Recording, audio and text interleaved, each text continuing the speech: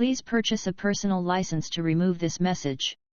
Big TOE Awakening Discovery Inner Workings, a trilogy unifying metaphysics. Thomas Campbell. http www.mybigtoe.com http www.lightningstirikebooks.com Phone orders 1-800-901-2122 Philosophy, Physics, and About Big TOE Trilogy. Me Big TOE, written by a nuclear physicist in the language of contemporary Western culture, unifies science and philosophy, physics and metaphysics, mind and matter, purpose and meaning, the normal and the paranormal. The entirety of human experience, mind, body, and spirit, including both our objective and subjective worlds, are brought together under one seamless scientific understanding. If you have a logical, open, and inquisitive mind, an attitude of scientific pragmatism that appreciates the elegance of fundamental truth and the thrill of breakthrough, you will enjoy this journey of personal and scientific discovery. Based upon careful scientific research and logical deduction, this is a book for all who have an interest in the nature of the reality in which they exist. My Big TOE is not only about scientific theory, function, process, and discovery, but also speaks to each individual reader about their innate capabilities. Readers will learn to appreciate that their human potential stretches far beyond the limitations of the physical universe. This trilogy delivers the next major scientific conceptual breakthrough since relativity and quantum mechanics raised scientific eyebrows in the first half of the 20th century. No catch, no megalomania, no hypothetical wackiness, no goofy beliefs, no unusual assumptions, just straightforward science that better describes the totality of our experience and provides a wealth of practical results and new understanding that can be applied personally and professionally by scientists and non-scientists alike. This is the real thing. My Big TOE is about life, purpose, personal significance, physics, evolution, and the reason why. The acronym TOE is a standard term in the physics community that stands for Theory of Everything. Such a theory has been the holy grail of physicists for more than 50 years. My Big TOE delivers the solution to that scientific quest at the layman's level with precision and clarity. This book is an adventure into the overlapping worlds of science, philosophy, and metaphysics. It is tightly analytical and logical, as all good works of science and philosophy should be, while at the same time down to earth, easily understandable, and full of good humor. No leaps of faith or beliefs of any sort are required to get to where these books will take you. Campbell did not put the "my" in My Big TOE to flaunt pride of authorship. Nor does the "my" indicate any lack of generality or applicability to others. The "my" was added to be a constant reminder to you that this reality model cannot serve as your personal Big TOE until it is based upon your personal experience. On the other hand, personal or subjective experience is only one piece of the reality puzzle. In the objective physical world of traditional science, My Big TOE delivers a comprehensive model of reality that subsumes modern science, describes our objective material reality, and is universally applicable. Contemporary physics is shown to be a special case of a more general set of basic principles. Physics is in the business of modeling reality. General relativity, quantum mechanics, and currently string theory have all unsuccessfully tried to produce an overarching model of our objective reality. In the physics community, these one theory explains all reality models are called TOEs. This particular TOE is big because it successfully integrates metaphysics and physics into a single unified big picture view of our larger reality. The My Big TOE trilogy provides a rational, logically consistent theory of everything, develops the required new paradigms to support that theory, constructs a solid scientific foundation for future explorations to be built upon, and explains the interfaces and connections between newly derived knowledge and the existing database of scientific and personal experience. It subsumes physics, redeems philosophy, and explains many objective as well as subjective phenomena. Within My Big TOE, the physical universe and consciousness are fully integrated into a single scientific, tightly logical exposition that encompasses the subjective as well as the objective, the normal as well as the paranormal, the whole of your experience, body, mind, and spirit. The My Big TOE reality model will help you understand your life, your purpose, all of the reality you experience, how that reality works, and how you might interact most profitably with it. The author, in addition to his ongoing career in a traditional hard science, spent almost 30 years carefully researching altered states of consciousness both in and out of formal laboratory settings. With one foot in the world of physics and the other firmly planted in the scientific exploration of consciousness, Campbell is in a unique position to accomplish the synthesis required to bring all the disparate pieces of science together into a coherent scientific whole. My Big TOE is the result of this unusual dual career in both physics and parapsychology. Most readers find these books to be non-technical, lively, full of humor and good fun, as well as personally challenging and enlightening. The My Big TOE trilogy is hard-hitting, personal, controversial, and full of new ways of viewing familiar things. It will make you laugh, wince, and reconsider what you thought you knew about almost everything. This book is guaranteed to annoy, anger, and offend some, as well as illuminate and emancipate others. It will turn your personal reality upside down and inside out as it unites mind, body, and spirit in one overarching scientific model. Our objective physical reality is shown to be just one piece of the larger puzzle of existence. This reality model provides a sound theoretical basis for understanding many of the scientific, technical, and philosophical enigmas that have been nagging at the minds of scientists and scholars for decades. Even more importantly, My Big TOE provides the scientific basis for finally answering many of the most unfathomable and pressing personal questions that have challenged human understanding since time immemorial, since men and women first stared into a starlit sky and wondered who and why they were. After reading My Big TOE, one will understand both the universal and the personal subjective nature of consciousness, reality, and big toes. One will learn to appreciate the fact that the larger reality extends beyond objective causality, beyond the reach of purely intellectual effort, into the personal subjective mind of each individual. The concepts in this book will initiate, and be the catalyst for, serious scientific and philosophical discussions in the fields of psychology, physics, philosophy, mathematics, evolution, and biology, as well as religion, theology, metaphysics, ontology, epistemology, and cosmology. The author chooses to first publish these groundbreaking concepts in a trade publication rather than a technical journal because of their potential importance to every individual, and because the nature of the material, like Darwin's theory of evolution, for example, requires broad explanations spanning multiple academic disciplines. Because this material must develop entirely new scientific and reality paradigms, it requires a substantial intellectual and logical presentation to shed light upon the limitations of normal culturally habituated patterns of thought, a goal that cannot be reached both quickly and effectively. This journey will take you to the beginning of time. It will dive deeply into the human heart as well as probe the limits of the human mind. My Big TOE will redefine the significance of you, and provide new meaning to your existence. It will help you realize and optimize your potential as well as provide you with a wholly new, fully integrated, scientific understanding of both your inside and outside world.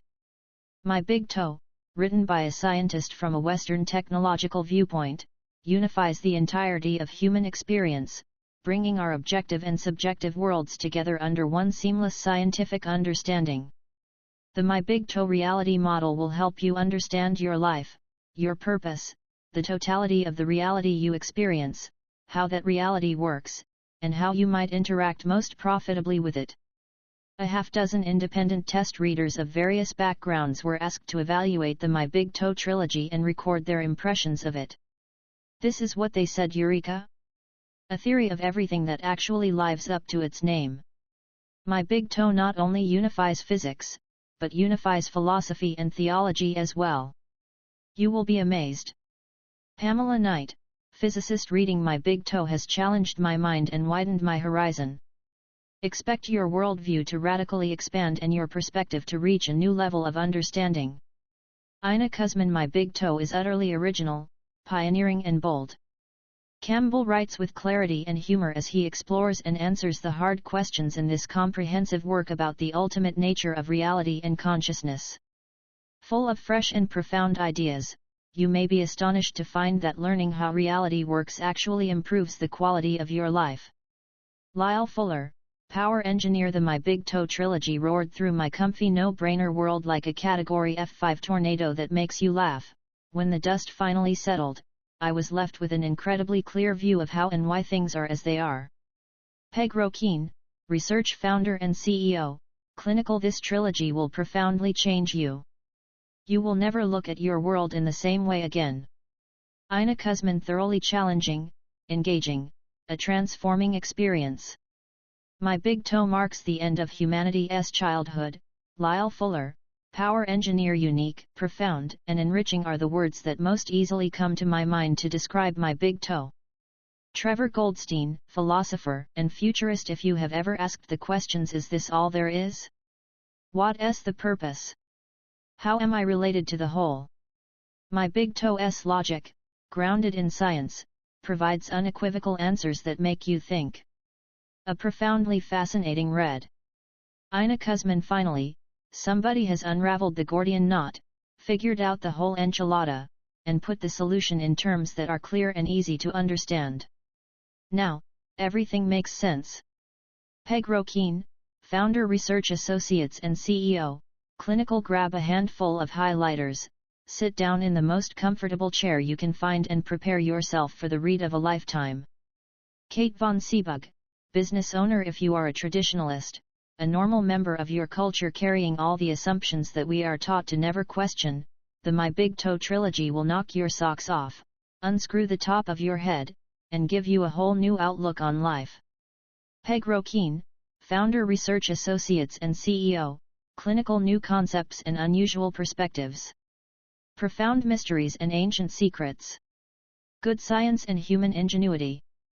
Tom Campbell, an unlikely combination of Meet Mr. Wizard, Dr. Phil, and Bill Murray, takes you on a journey through inner space you will never forget. Kate von Seebug, business owner. These are books that you will want to read more than once. Every read produces an entirely new experience, expands your mind and understanding in completely new directions, because afterwards you are a significantly different person. Pamela Knight, physicist. My Big TOE finally puts the larger reality, the whole of your experience, on a solid theoretical footing.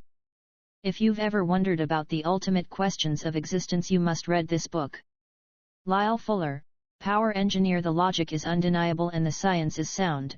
The My Big TOE trilogy represents a 100 megaton scientific bomb blast that will simultaneously rock the foundations of traditional science, refocus philosophy and metaphysics, and panic the keepers of the status quo. Pamela Knight, physicist. Has the holy grail of physics finally been discovered? Tom Campbell presents a compelling case. This unified theory of everything is delivered straight up and without caveats. Read and consider the possibilities. Ina Kuzman. The My Big TOE trilogy delivers an entirely fresh perspective, a more general formulation of physics that makes the world, its science, philosophy, theology, and you, all fit together within one consistent scientific understanding of the whole. Pamela Knight, physicist. No one interested in science, spirituality, or the nature of reality and consciousness can afford to ignore this important, bold and utterly original book. The psi-uncertainty principle alone is one of the most significant ideas ever put forward, period. Lyle Fuller, Power Engineer. My Big TOE, a trilogy unifying philosophy, physics, and metaphysics. Awakening Discovery Inner Workings. Lightning Strike Books. http www.lightningstirikibooks.com. Copyright 2005 by Thomas Campbell. All rights reserved, including the right of reproduction, in whole or in part, in any form. No part may be stored in a retrieval system, or transmitted in any form or by any means, electronic, mechanical, photocopying, recording, digital, optical, or otherwise, without prior written permission of the author.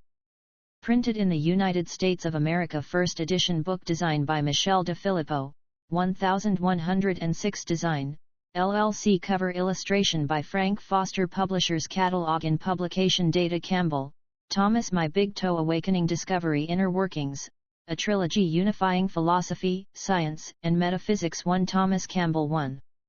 Science. 2. Philosophy. 3. Metaphysics. 4. Reality, model of. 5. Consciousness, theory of. 6. Spirituality. 7. Paranormal, Theory of 8. Theory of everything. 9. TOE. 10. Theology, religion and science. ISBN 0972-509461 Softcover ISBN 0972-509447X Hardcover To Chris, to Bob, Nancy, to Dennis, Nancy Lee, to Todd, Lyle, Ina, and Trevor, whose encouragement was key to success, to those in need of a new perspective, to all seekers of big truth, to Pamela, the one to love within a joyous heart. Synopsis: Me big picture a theorio favirathing me Big TOE, a trilogy unifying philosophy, physics, and metaphysics. Book 1 Awakening. Section 1 provides a partial biography of the author that is pertinent to the subsequent creation of this trilogy. This brief look at the author's unique experience and credentials sheds some light upon the origins of this extraordinary work. The unusual associations, circumstances, training, and initial research that eventually led to the creation of the My Big TOE trilogy are described to provide a more accurate perspective of the whole. Section 2 lays out, logically justifies, and defines the basic conceptual building blocks needed to construct My Big TOE's conceptual foundation. It discusses the cultural beliefs that trap our thinking into a narrow and limited conceptualization of reality, defines the fundamentals of big-picture epistemology and ontology, as well as examines the inner workings and practice of meditation. Most importantly, Section 2 defines and develops the two basic assumptions upon which this trilogy is based. From these two assumptions, time, space, consciousness, and the basic properties, purpose, and mechanics of our reality is logically inferred. Book 2 Discovery. Section 3 develops the interface and interaction between we the people and our digital consciousness reality. It derives and explains the characteristics, origins, dynamics, and function of ego, love, free will, and our larger purpose. Finally, Section 3 develops the psi uncertainty principle as it explains and interrelates psi phenomena, free will, love, consciousness, evolution, physics, reality, human purpose, digital computation, and entropy. Section 4 describes an operational and functional model of consciousness that further develops the results of Section 3 and supports the conclusions of Section 5. The origins and nature of digital consciousness are described along with how artificial intelligence AI, as embodied in AI Guy, leads to artificial consciousness, which leads to actual consciousness and to us. Section 4 derives our physical universe, our science, and our perception of a physical reality. The mind-matter dichotomy is solved as physical reality is directly derived from the nature of digital consciousness. Book 3 Inner Workings. Section 5 pulls together Sections 2, 3, and 4 into a more formal model of reality that describes how an apparent non-physical reality works, interacts, and interrelates with our experience of physical reality. Probable realities, predicting and modifying the future, teleportation, telepathy, multiple physical and non-physical bodies, and the fractal nature of an evolving digital consciousness reality are explained and described in detail. Section 6 is the wrap-up that puts everything discussed in Sections 2, 3, 4, and 5 into an easily understood personal perspective. Additionally, Section 6 points out My Big TOE's relationship with contemporary science and philosophy. By demonstrating a close conceptual relationship between this TOE and some of the establishment's biggest intellectual guns, Section 6 solidly integrates My Big TOE into traditional Western scientific and philosophical thought. Acknowledgements. 1. In a category all to herself, I wish to acknowledge the immeasurable contribution, in all possible forms, given by my most constant, consistent, and challenging teacher, Pamela the One. Fellow travelers. First and foremost, acknowledgement goes to Bob Monroe and his wife Nancy, who enabled my exploration of the path that eventually led to the My Big TOE trilogy. Next, to Dennis Menerick, my fellow explorer and traveling companion. We pulled each other along when neither of us knew much about where we were going or how we were going to get there. Then, to Nancy Lee McMoniagle, who was not only a fellow traveler but also the primary enabler of Monroe's success. All gems, every one I could not possibly have set out on this strange journey with a better collection of friends and mentors. Finally, to the unnamed many who provided me with the opportunities that enabled me to be what and who I have become. I wish I could have made more of the opportunities you offered. In the end, it is these tens, these hundreds, these thousands, who made this trilogy possible. Thank you all. Major contributors. In a more direct and immediate vein, there are a few readers of indomitable fortitude to whom I am eternally grateful. The time and effort volunteered by these remarkable people made all the difference in the world. Together we have tried hard to make all 3 books as clear and understandable as possible. Special thanks go to Lyle Fuller, Todd Phillips, Ina Kuzman, and Caroline Lampert for their effort to improve the readability and clarity of my Big TOE. All 3 were quick to point out where I had left stumbling blocks lying on the path to Big TOE understanding. Additionally, Todd S. and Ina S. questions served as a catalyst to ferret out much interesting material. Many thanks to Chris Nelson who started me writing in the first place. Without their selfless generosity and dedication beyond all reason, this trilogy would be a poor shadow of what you have before you. In addition, I thank Nancy Lee McMoniagle and Dennis Menerick for aiding and corroborating the accuracy of my memories of the early years at Whistlefield. Also heartfelt thanks to Lyle Fuller, Joel Dobrzlewski, Trevor Goldstein, and Eric Campbell for their encouragement and good questions. Special thanks to Steve Trugesser for asking questions that became the catalyst for much of Chapter 18, Book 3. Likewise, to Lyle Fuller for doggedly pursuing questions that eventually produced the discussion of free will found in Chapter 11, Book 2, and that added clarity to my exposition of the psi-uncertainty principle. Similarly, to Trevor Goldstein whose experience and questions precipitated the discussion of mind tectonics in Chapter 6, Book 2, and to Ina Kuzman for initiating the discussion found in Chapter 23, Book 1 about the nature and practice of meditation.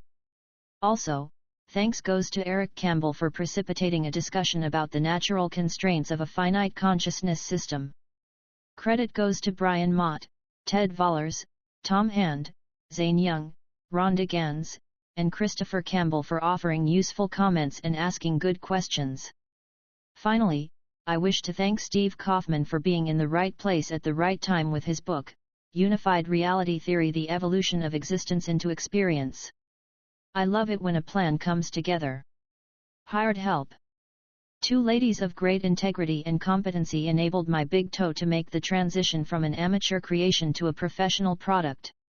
Kate von Seebug, owner of K8 Company, edited the manuscript while Michelle DeFilippo, owner of 1106 Design, produced the interior and cover designs. Family. Great appreciation goes to my wife and children, who patiently and cheerfully allowed me to work on the book when I should have been paying attention to them. I hope the final result will prove itself worthy of our collective sacrifice. Non-contributors. Last, and certainly least, I wish to barely mention Kathy Seifert and Peggy Rokeen, who, along with many others too numerous to name, contributed absolutely nothing to this effort but wanted to see their names mentioned in it just the same. Additionally, Boldar, Kiana, Onyx, Joe, Nikki, Chico, Mr. Pickle, Sid, Mo, Sir Maximus, Snuffy, Sir Minimus, Kia, Gabrielle, Isabel, and Kyuga Bear also deserve honorable mentions as outstanding non-contributors. Tom Campbell, December 9, 2002. Preface. Author Snotato the reader. Yes, you should read this preface. I understand that many readers have little interest in, or patience for, lengthy prefaces or forewords. The first question is always, should I take the time to read this ancillary text, or can I skip it without missing anything important? Most of us are eager to zip past the preliminaries and immediately sink our teeth into the meat of the main text. Anticipation and expectation push us to get on with the real thing. We of Western culture are an impatient, goal-oriented people driven toward endpoints. In our rush to the finish line, we take little notice of the journey that gets us there. Such a misappropriation of emphasis often squanders our opportunities because, more often than not, the tastiest and most nourishing part of life lies in experiencing the process, not in attaining the goal. By the end of Section 6, you will no doubt agree that these books are well different. As such, they require a different approach. The preface and foreword of the My Big TOE trilogy are integral parts of the story. Because this trilogy blazes an original trail far off the beaten path, it is essential to include introductory material that can help prepare you for what lies ahead. I know you are eager to get on with it and discover if this trilogy delivers the goods, but rushing off toward that goal too quickly actually reduces the likelihood that you will get there at all. The function of the preface and the foreword is to maximize the return on your reading investment. The preface provides an overview of the tone, structure, process, and mechanics of the My Big TOE trilogy. The foreword establishes a broad view of the trilogy's content and lays out a rough map of where you will be going on this unusual journey. It provides the context and focus wherein the trilogy's content is most easily understood. The foreword and preface together improve comprehension and minimize frustration by providing a global view of the forest before you begin your descent into the trees. I strongly suggest that you adopt an attitude of patience toward gaining an understanding of the profound mysteries and ancient secrets that are logically unraveled by this new physics. My big picture theory of everything My Big TOE will take you to both the beginning and to the end of time. It will dive deeply into the human heart as well as probe the limits of the human mind. It will define the significance of you, and provide new meaning to your existence. It will help you realize and optimize your potential. It will develop a wholly new scientific understanding of both your inside and outside world. You may find it more productive to pace yourself by depth of comprehension than by percent of completion. Avoid rushing from concept to concept the way children pursue presents on Christmas Day. Take your time. A feast for heart, head, and soul is best ingested little by little, bite by bite, with many thoughtful pauses and much careful cogitation to aid digestion. Genuine breakthroughs must be absorbed slowly as existing paradigms grudgingly dissolve. Familiar paradigms, like a favorite teddy bear, can be extremely difficult to let go. Every successful journey, regardless of how long or difficult, begins with a single step that is animated by gumption, directed by goals, and repeated as often as necessary by dogged perseverance. On this particular journey, the preface is located at step 1, the foreword at step 2, followed by the 3 books Awakening, Discovery, and Inner Workings. I have carefully aimed the content of this scientific and philosophic exposition at a general audience of varied background.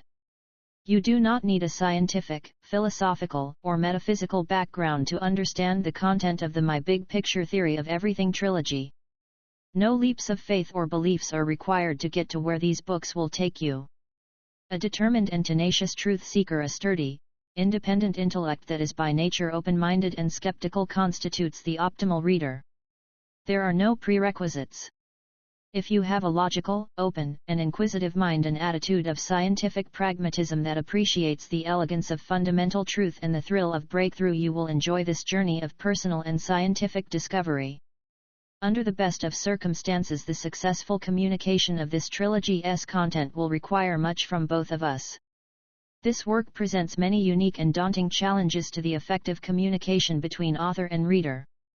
Worldviews are not casually picked, like fruit, from a vendor's cart to make the necessary connections. We must dive deeply. Far beneath the foundation of your intellect, your culture lays out the template for your worldview upon the core belief systems that define your perception of existence. The basic assumptions that support your notion of reality are not seen by you as assumptions at all. They are accepted, without question, as the most solid of all facts. That is simply the nature of culture belief at the bone and sinew level of awareness. The point is, the concepts presented by this trilogy are likely to challenge the belief systems of your culture regardless of what culture you come from.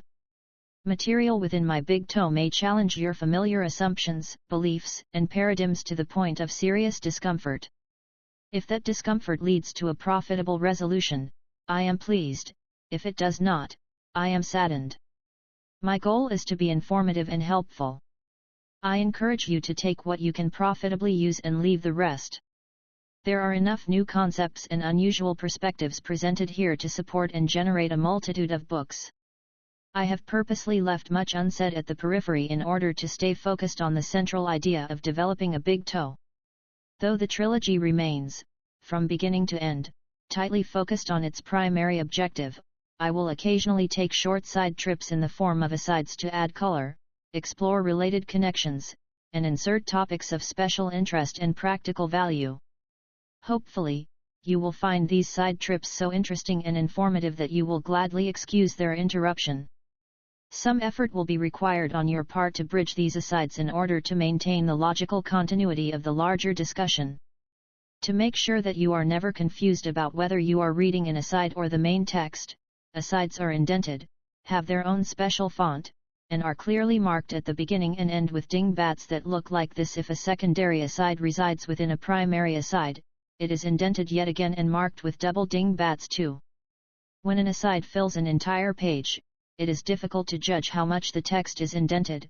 Consequently, when this condition occurs, dingbats are placed in the header to let you know that the text is part of an aside. Thus, a casual glance is all that is required to determine if the text that you are reading is part of an aside, and if so, at what level.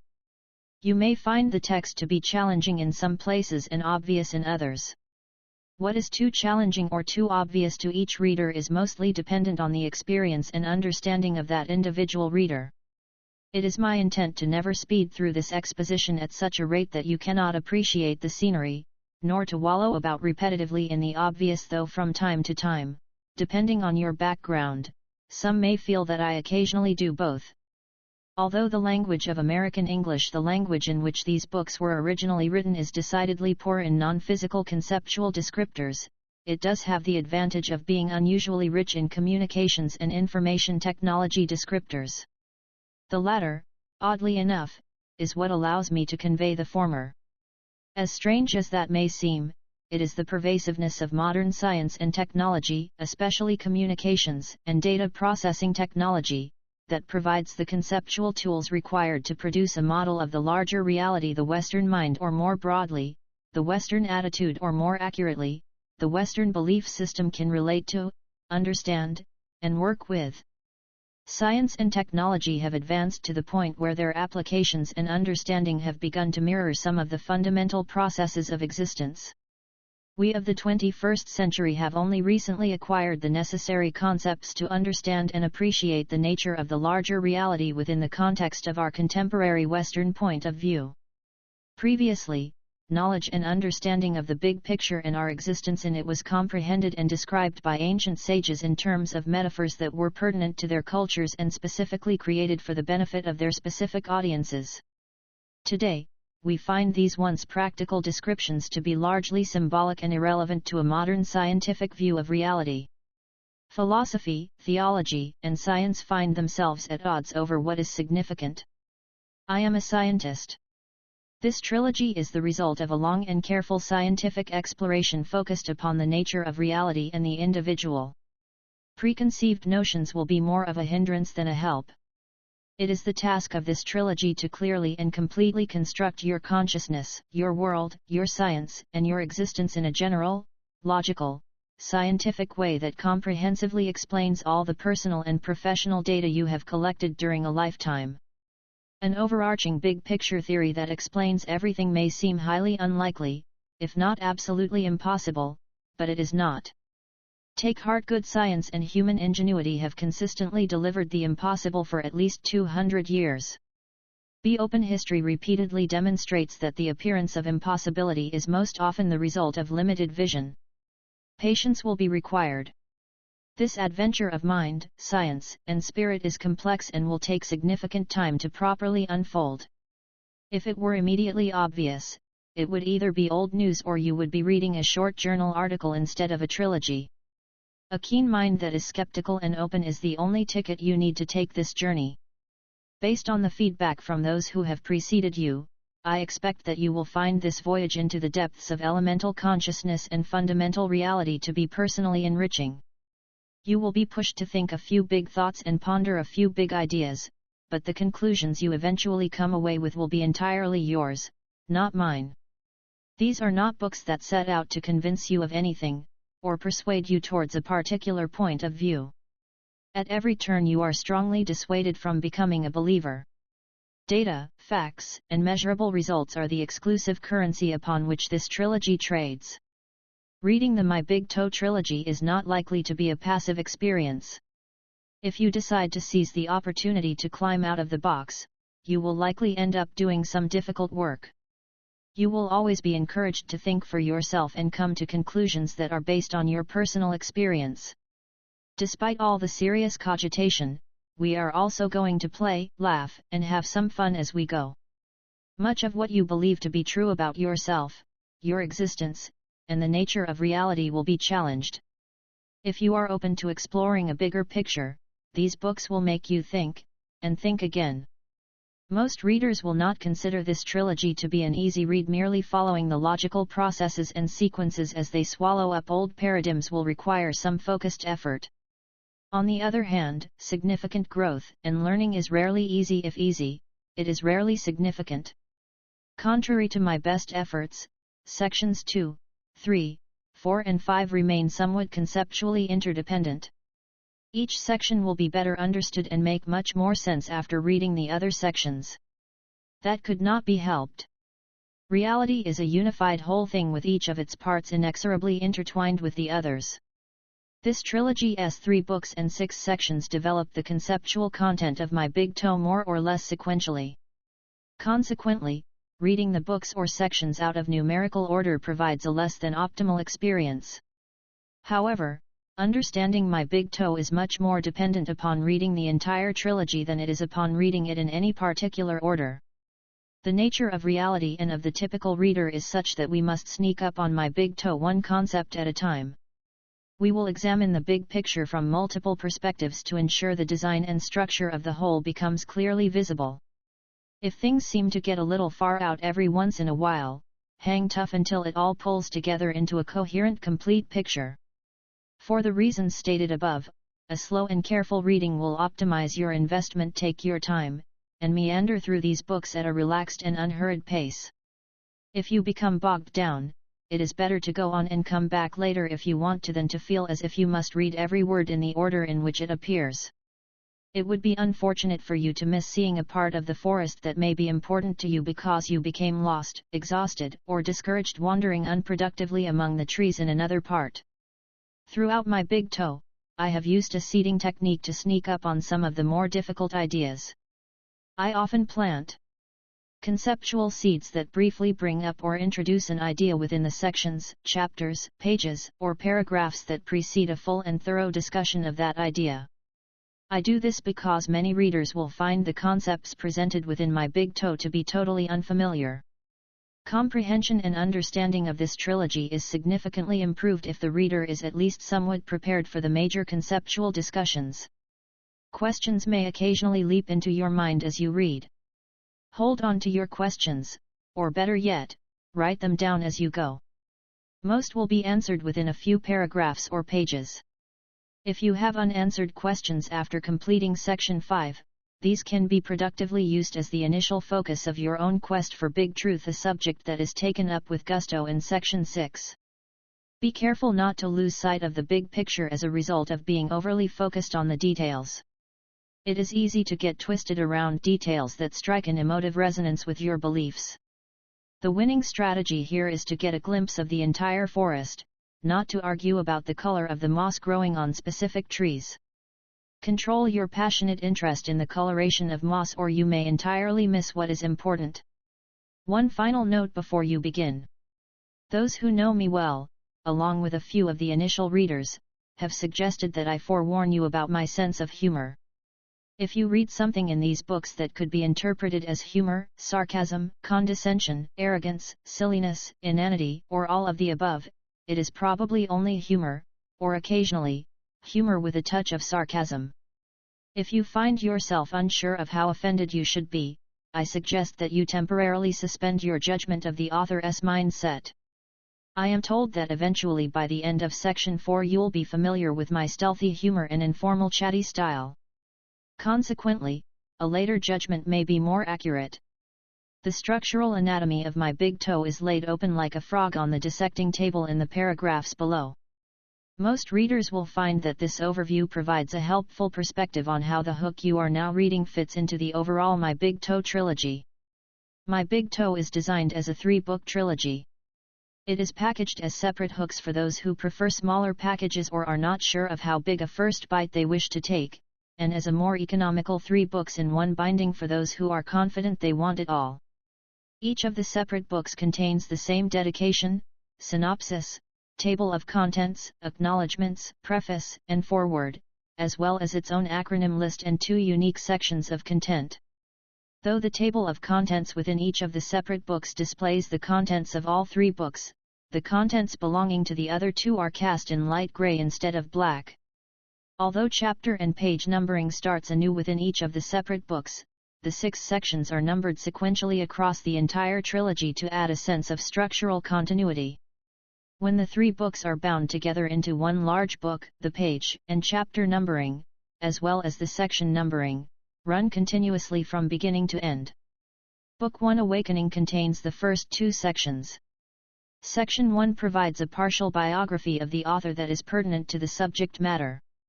Its function is to shed light on the origins of this unusual work by providing a look at the author's unique experiences and credentials that eventually led to the creation of My Big TOE. Section 2 lays out the basic building blocks needed to develop this TOE's conceptual foundation. Many of the concepts initiated in Section 2 will be more fully explored in later sections. Book 2 Discovery contains the middle 2 sections. Section 3 takes the information gained in Section 2 and develops its implications in more detail and depth while relating it more directly to the reader's personal experience. Section 4 pulls together the ideas of Sections 2 and 3, while developing the additional concepts required to bind it all together into one consistent whole. Sections 2, 3, and 4 are carefully designed to sequentially work together to produce the fundamental understanding that is necessary to comprehend Section 5. Book 3 Inner Workings contains the last 2 sections. Section 5 presents the formal reality model in detail. Section 6 is the wrap-up that puts everything discussed into an easily understood perspective. Additionally, Section 6 points out My Big TOE's relationship with contemporary science and philosophy.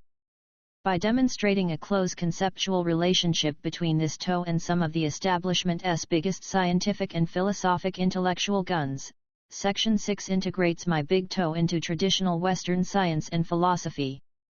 There is a place in cyberspace. http www.mybigtoe.com.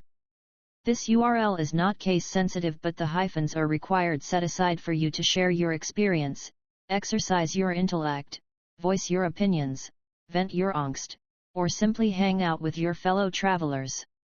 You can send email to both the author and the publisher from the http www.mybigtoe.com website, as well as acquire all Big TOE books.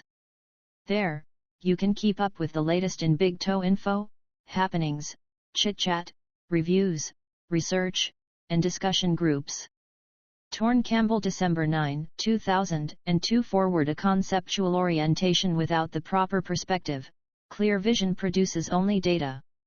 The point here is to give the reader an initial high-altitude peek at the forest before we begin our trek into its depths. In this foreword, I will describe where you will be going and what you should expect to accomplish. It is always helpful to know where you are headed even if you have no idea of how you are going to get there. This conceptual flyover is designed to minimize the disorienting affect of totally unfamiliar territory. Both the structure and the content of your perception of reality are culturally dependent. How a Tibetan Buddhist monk or an American physicist would describe reality is as vastly different as the words, expressions, and metaphors that each would employ to make such a description. What would make sense and be obvious to one would seem to be lost and out of touch to the other. If we can rise above our cultural bias, we have a tendency to ask, or at least wonder which description is right and which one is wrong. They seem clearly incompatible. Certainly both could not be equally accurate and correct. If we are more sophisticated, we might ask which portions of each description are right or wrong and search for areas of possible agreement as well as define areas that appear to be mutually exclusive.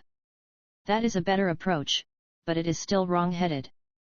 Neither of the above approaches, though the second is much more expansive than the first, will find truth. Which is right or wrong is the wrong question. It represents a narrow and exclusive perspective.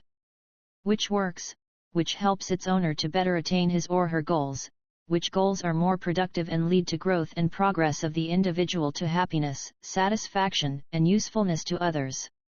These are somewhat better questions because they focus on practical results and on the measurable effects that each worldview has when applied to individuals as well as the secondary effects those individuals have on others. However, something important is missing. How does one define, realize, and measure the satisfaction, personal growth, quality of life, and fulfillment of individual purpose that is derived from each worldview? What is the standard against which the achievement of these goals is assessed? Now we have a set of questions that have the potential to lead to personal discovery in pursuit of fundamental truth. Big picture significance and value have replaced little picture right and wrong as the primary measure of worth.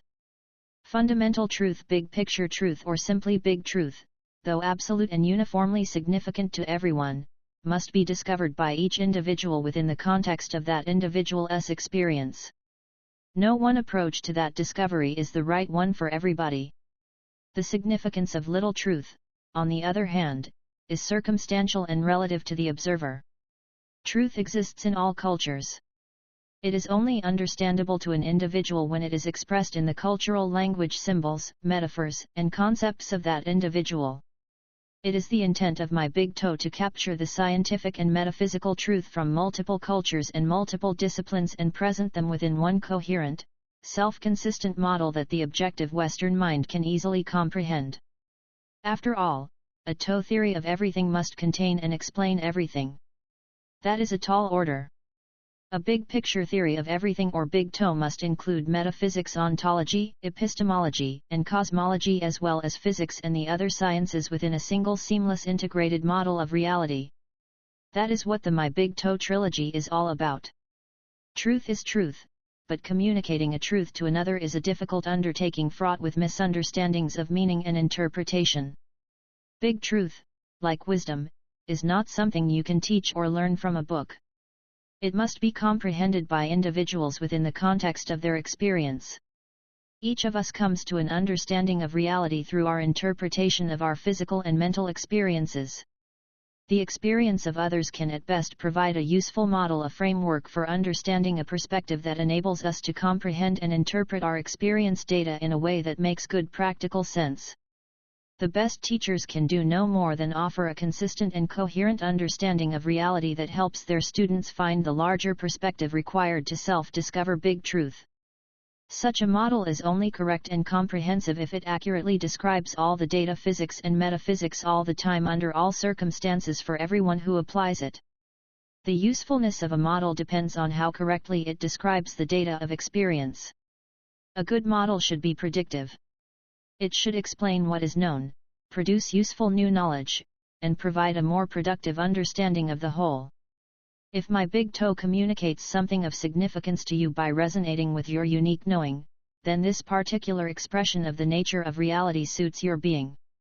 If it leaves you untouched, perhaps some other view of reality will speak to you more effectively. The form your understanding takes is not significant, it is the results that count. If you are prodded to a more productive understanding, you are on the right track. The expression of reality that most effectively nudges your understanding in the direction of learning, growing, and evolving a higher quality of being, is the right one for you. My Big TOE is not the only useful expression that Big Truth can take. Nevertheless, it is a uniquely comprehensive model of reality that speaks the language of the Western analytical approach. This Big TOE trilogy fully integrates a subjective, personal, and holistic worldview with objective science. East and West merge, not simply as a compatible or mutually reinforcing mixture, but as a fully integrated single solution. When some people hear the word model, they imagine a scale model, a miniature version of the real thing. My Big TOE has nothing to do with scale models. A model is an intellectual device that theoreticians use to achieve a more concrete understanding of an abstract concept. Models are often developed to describe an unknown function, interaction, or process, something that lies beyond our current individual experience in terms of something more comprehensible. The model itself may closely resemble the reality it describes or merely describe its inputs and outputs. In either case, do not confuse the model of reality with reality itself. Please repeat that twice before going on. If you have enough direct experience and a deep understanding of what is being modeled, the model becomes superfluous. With no direct experience, the model enables an understanding that is otherwise impossible to attain. With limited direct experience, the model allows you to place your limited experience within the context of the consistent logical structure of the model. To those with enough experience to incite curiosity and formulate practical questions, the model brings a meaningful interpretation and explanation to data experience, information, fragments of truth that otherwise seem hopelessly random and unconnected. The model of reality developed within this trilogy enables you to understand the properties and characteristics of reality, how you interact with reality, the point of reality, and the boundaries, processes, functions, and mechanics of reality. It describes the what, the why and the how, the nature, purpose, and rules of the interplay and interaction among substance, energy, and consciousness. You will discover the distinction between the objective physical outside world and the subjective non-physical inside world of mind and consciousness is wholly dependent upon, and relative to, the observer. My Big TOE describes, as any Big TOE must, the basic oneness, continuity, and connectedness of all that is. It systematically and logically derives the natural relationships between mind and matter, physics and metaphysics, love and tear, and demonstrates how time, space, and consciousness are interconnected, all with a bare minimum of assumptions. Additionally, it describes in detail the most important processes of our reality, how and why reality works. You will find the results of my Big TOE to be in consonance with current data and that it solves a host of long-standing scientific, philosophical, and metaphysical problems. The model of reality developed within my Big TOE is not the only valid metaphor or description of the nature of the larger reality. Nevertheless, this model is perhaps more understandable to those of us who are accustomed to understanding our local reality in terms of the processes and measurements of objective causality. A materialistic or scientific definition of reality is sometimes referred to as Western because the notion that reality is built upon an inviolate objective causality lies at the core of the Western cultural belief system. My Big TOE is written to be especially accessible to this Western mindset or Western attitude. The West does not now have, nor has it ever had, a monopoly on a process-oriented, materialistic, and objective approach to existence and reality. We in the West have perhaps pursued science and technology more religiously than others, and have no doubt added a unique cultural slant to our particular brand of consumer-based materialism, but the basics of what I am calling a Western attitude are thoroughly entrenched worldwide and expanding in every direction. The stunning success of science and engineering in the 20th century would seem to prove the usefulness as well as the correctness of this Western view. The result is that many people, whether from the east, west, north, or south of our planet, view reality from an objective and materialistic perspective that often coexists with some culturally based traditional form of religious and social dogma. Thus, a balance, or standoff, between our inner and outer needs evolves into a practical worldview that encourages Western material productivity. A pragmatic materialism that depends on objective causality is used to generate the appearance of a manipulatable, rational stability on the outside, while a belief system of some sort provides the necessary personal security on the inside. To eliminate the discomfort of conflicting worldviews, the two ends of this bipolar conceptual dichotomy are typically kept separate and do not mix or integrate to any significant depth. Each supports the other superficially as they together produce a materially focused, responsible, upwardly striving worker with a good work ethic, cooperative values, an inclination toward dependency, and a high tolerance of pain. Because the Western mindset is growing and spreading rapidly, and because the human spirit often withers on the vine before beginning to ripen in such an environment, it is particularly important to blaze a trail to the understanding of the larger reality in the terms, language, and metaphors of this mindset. As a product of American culture myself, and as a scientist, I have endeavored to craft a model of the larger reality that not only appears rational to the objective Western attitude, but also provides a comprehensive, complete, and accurate model that Western science can build upon. My Big TOE provides an understanding of reality that can profitably be used by both science and philosophy, one that provides an original perspective, and makes a significant contribution to physics and metaphysics as well as to several other traditional academic and practical disciplines. By the time you have finished Section 6, you will have been exposed not only to big picture physics and big picture metaphysics, but also to big picture psychology, biology, evolution, philosophy, computer science, artificial intelligence, and philosophy of science. There is even a toe bone to toss to the mathematicians. They will find new fractal concepts, and discover why geometric fractals successfully reproduce the likeness of natural objects. You will learn why Albert Einstein and others were unable to successfully develop unified field theory, and why contemporary attempts to produce a successful TOE have been likewise frustrated. The problem physicists are currently having describing a consistent reality is primarily because of the way they define space, time, objectivity, and consciousness. Their current ideas of these basic concepts contain limitations derived from erroneous cultural beliefs. It is this belief-induced blindness that creates scientific paradoxes such as wave-particle duality and the instantaneous communication between an entangled pair. As Einstein pointed out more than half a century ago, space and time, as we interact with and experience them, are illusions. Many of the best scientists of the 20th and 21st centuries realize this fact, but did not and do not know what to do about it or how to proceed. Their problem is one of perspective. Their conceptualization of reality is too limited, only a little picture to contain the answer. Albert Einstein's space-time field as described in his unified field theory asserted a non-physical field as the basis for matter specifically and reality in general, thereby moving science closer to the truth, but he did not appreciate the discrete digital properties of space and time or the role of consciousness instead of space-time as the primary energy field. Einstein's student and colleague, the great quantum physicist David Bohm, along with a few of the best quantum mechanics theorists including Niels Bohr, Werner Heisenberg, and Eugene Wigner, made the consciousness connection but missed the digital connection and the big picture.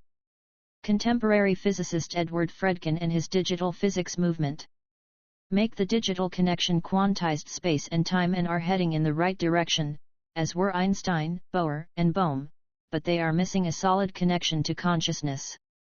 Digital physics has not yet discovered that consciousness is the computer. All are missing an appreciation of the natural limitations of our physical objective causality and a coherent vision of the big picture that ties everything together. You will be shown not only all of the pieces of this both ancient and contemporary reality puzzle, but will also see how they fit together, philosophy and science, mind and matter, normal and paranormal, into a single unified coherent big picture. You will hear more from the above-mentioned gentlemen of science, as well as many of the top Western thinkers of all time, in Section 6, where I integrate the concepts of my big TOE with the knowledge base of traditional Western science and philosophy. MT Big TOE represents a scientific and logical tour of reality that goes considerably beyond the point where Einstein and other top scientists gave up in frustration. As limitations are removed from your thinking, you will see the source of their frustration clearly, how and why they got stuck, and the solution that they could not find or understand. That this is a non-technical exposition, devoid of the mathematical language of our little picture science, is actually not a weakness at all, even from a strict scientific perspective. How could that be? As you progress through my big TOE, you will come to understand the natural, fundamental, and unavoidable limitations of little picture logic, science, and mathematics. I will show you how physics is related to, and derived from, metaphysics. Additionally, you will find that mind, consciousness, and the paranormal are given a sound scientific explanation that stands upon a solid theoretical foundation. Not necessarily in the way hoped for and expected by traditional science, however. As you will discover, being non-traditional is a necessary strength, not an unavoidable weakness. The evolution of knowledge demands that sooner or later, truth must succeed and falsity must self-destruct. Although the consensus of culturally empowered opinion may carry the day, measurable results will carry the day after that. The value and success of my big TOE must be measured in terms of the personal and objective results that it produces. Only truth can produce significant consistent results. In contrast, falsity excels at producing assertive beliefs, arguments, and opinions. Open your mind, remain skeptical, pursue only significant measurable results, and let the chips fall where they may. My big TOE is in the form of a reality model at a level that is necessarily unusual, but easy to understand. It provides an exploration of the scientific and philosophical implications of consciousness evolution, a subject that holds critical significance for everyone. Because this material must develop entirely new scientific and reality paradigms, it requires an extensive presentation to shed light upon the limitations of culturally habituated patterns of thought, a goal that cannot be both quickly and effectively reached. Such an in-depth multidisciplined analysis is better suited to a trilogy than to the condensed formal structure of a traditional scientific paper. The focus of this trilogy is directed toward the potential significance that my big TOE holds for each individual reader. These books were written for you. You will find their tone to be more personal than general, more of a sharing of experience and concepts, than a lecture by an expert. It is your potential personal interaction with this material that has initiated, as well as driven, its development. You will find an open, logical, and skeptical mind with a broad depth of experience is much more helpful than a technical background. The details of little picture reality are by nature highly technical, the exclusive territory of modern science and mathematics. On the other hand, big picture reality is available and accessible to anyone with an open mind and the will to apply it. There are no requirements for formal education or technical credentials in order to understand what is presented here. There are three main challenges that must be met in order to deliver a shrink-wrapped big TOE to the general public. First, with shirt sleeves rolled up and the lights turned on, I must turn some portion of metaphysics into physics because I intend to describe the whole of reality, mind and matter, normal and paranormal, not merely the matter and normal part. Consequently, metaphysics is where I must start. Our contemporary physics will naturally flow from the metaphysics. The second challenge is to package this unavoidably far-out subject in a way that is interesting, easily readable, intellectually engaging, and non-threatening. To this end, I use the format of a one, peer-to-peer, informal discussion between the reader and me. The third challenge is to make and keep my big TOE credible, to stay tightly logical while straightforwardly explaining the data of our collective and individual experience. Culturally conditioned mental reflexes may need to be re-examined, generalized, and expanded. The fact that some of the content of this trilogy is likely to lie far beyond the comfortable familiarity of your personal experience creates a difficult communications problem for both of us. My big TOE not only requires you to think out of the box, but out of the ballpark, if not out of the universe, as well. You will be challenged to overcome deep-seated knee-jerk cultural drag in order to climb high enough up the mountain to get a good view. Modern science and technology are only now providing the combined knowledge by which metaphysics can be understood. It should not be too surprising that science, in its relentless explorations of the unknown, would one day arrive at the roots of existence itself. As it turns out, the nature of reality has both an objective and a subjective component. My big TOE provides a thoroughly scientific description of an objective theory of everything that covers all aspects of reality in an entirely general way. Additionally, it provides a remarkably practical, personally significant understanding of subjective consciousness, and explains how you individually are related to the larger reality. To appreciate and deeply understand the personal or subjective nature of consciousness, you must grow your own big TOE. One of the major goals of my big TOE is to provide the logical conceptual framework, materials, tools, and direction that you need to independently grow your big TOE. My big TOE will provide the foundation and structure that you need to make sense of both your objective and subjective experience. Your personal big understanding of big truth must flow primarily from your direct experience, not from your intellect alone. This trilogy will bring your objective and subjective experience together under one coherent understanding of the whole you. Please understand, I did not put the "my" in my big TOE to flaunt pride of authorship. Nor does the "my" indicate any lack of generality or applicability to others. The "my" was added to be a constant reminder to you that this reality model cannot serve as your personal big TOE until it is based upon your personal experience. On the other hand, personal or subjective experience is only one piece of the reality puzzle. In the objective physical world of traditional science, My Big TOE delivers a comprehensive model of reality that subsumes modern science, describes our objective material reality, and is universally applicable. Contemporary physics is shown to be a special case of a more general set of basic principles. After reading the My Big TOE trilogy, you will better understand the universal objective and the personal subjective nature of perception, consciousness, reality, and big toes. You will learn to appreciate the fact that the larger reality extends beyond objective causality, beyond the reach of intellectual effort, into the subjective mind of each individual. My Big TOE is the launch pad. Your Big TOE is the final destination. A personal Big TOE is necessary because the larger reality, like your consciousness, has a subjective component as well as a collective objective component. The larger reality cannot be fully appreciated or understood merely by studying, or reading about it. You must experience it. Additionally, your understanding of the big picture must be sufficient to integrate your subjective experience with your shared objective knowledge, or both will remain superficial. To the traditional scientist and other left-brained analytical types, what I have just said sounds suspiciously like a mixing of real science and hocus-pocus, touchy-feely, belief baloney. It is not, but a properly skeptical mind may need to digest all 3 books before that becomes apparent. Arriving at conclusions based upon the assumed infallibility and apparent truth of culturally, personally, and professionally embedded paradigms and dogmas will make it difficult to understand the larger reality. Change and new ways of thinking are often traumatic, difficult to integrate, and generally unwelcome. Resistance to change is automatic at the gut level. We cling to familiar ways for the security and comfort they provide. We do not easily see unfamiliar patterns.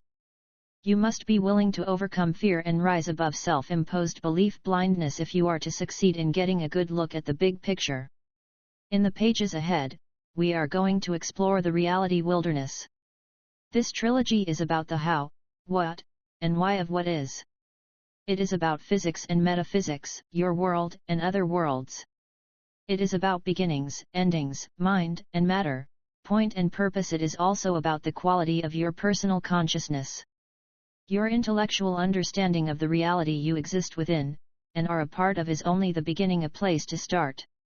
The most important action, the real fun, begins after you have finished the trilogy and begin to apply what you have learned about reality and the big picture to the rest of your life, both professionally and personally. Though you will soon learn there is more to reality than theory and facts, here is one fact that you should consider before you begin. Big truth, once understood and assimilated, always modifies your intent, and invariably leads to personal change.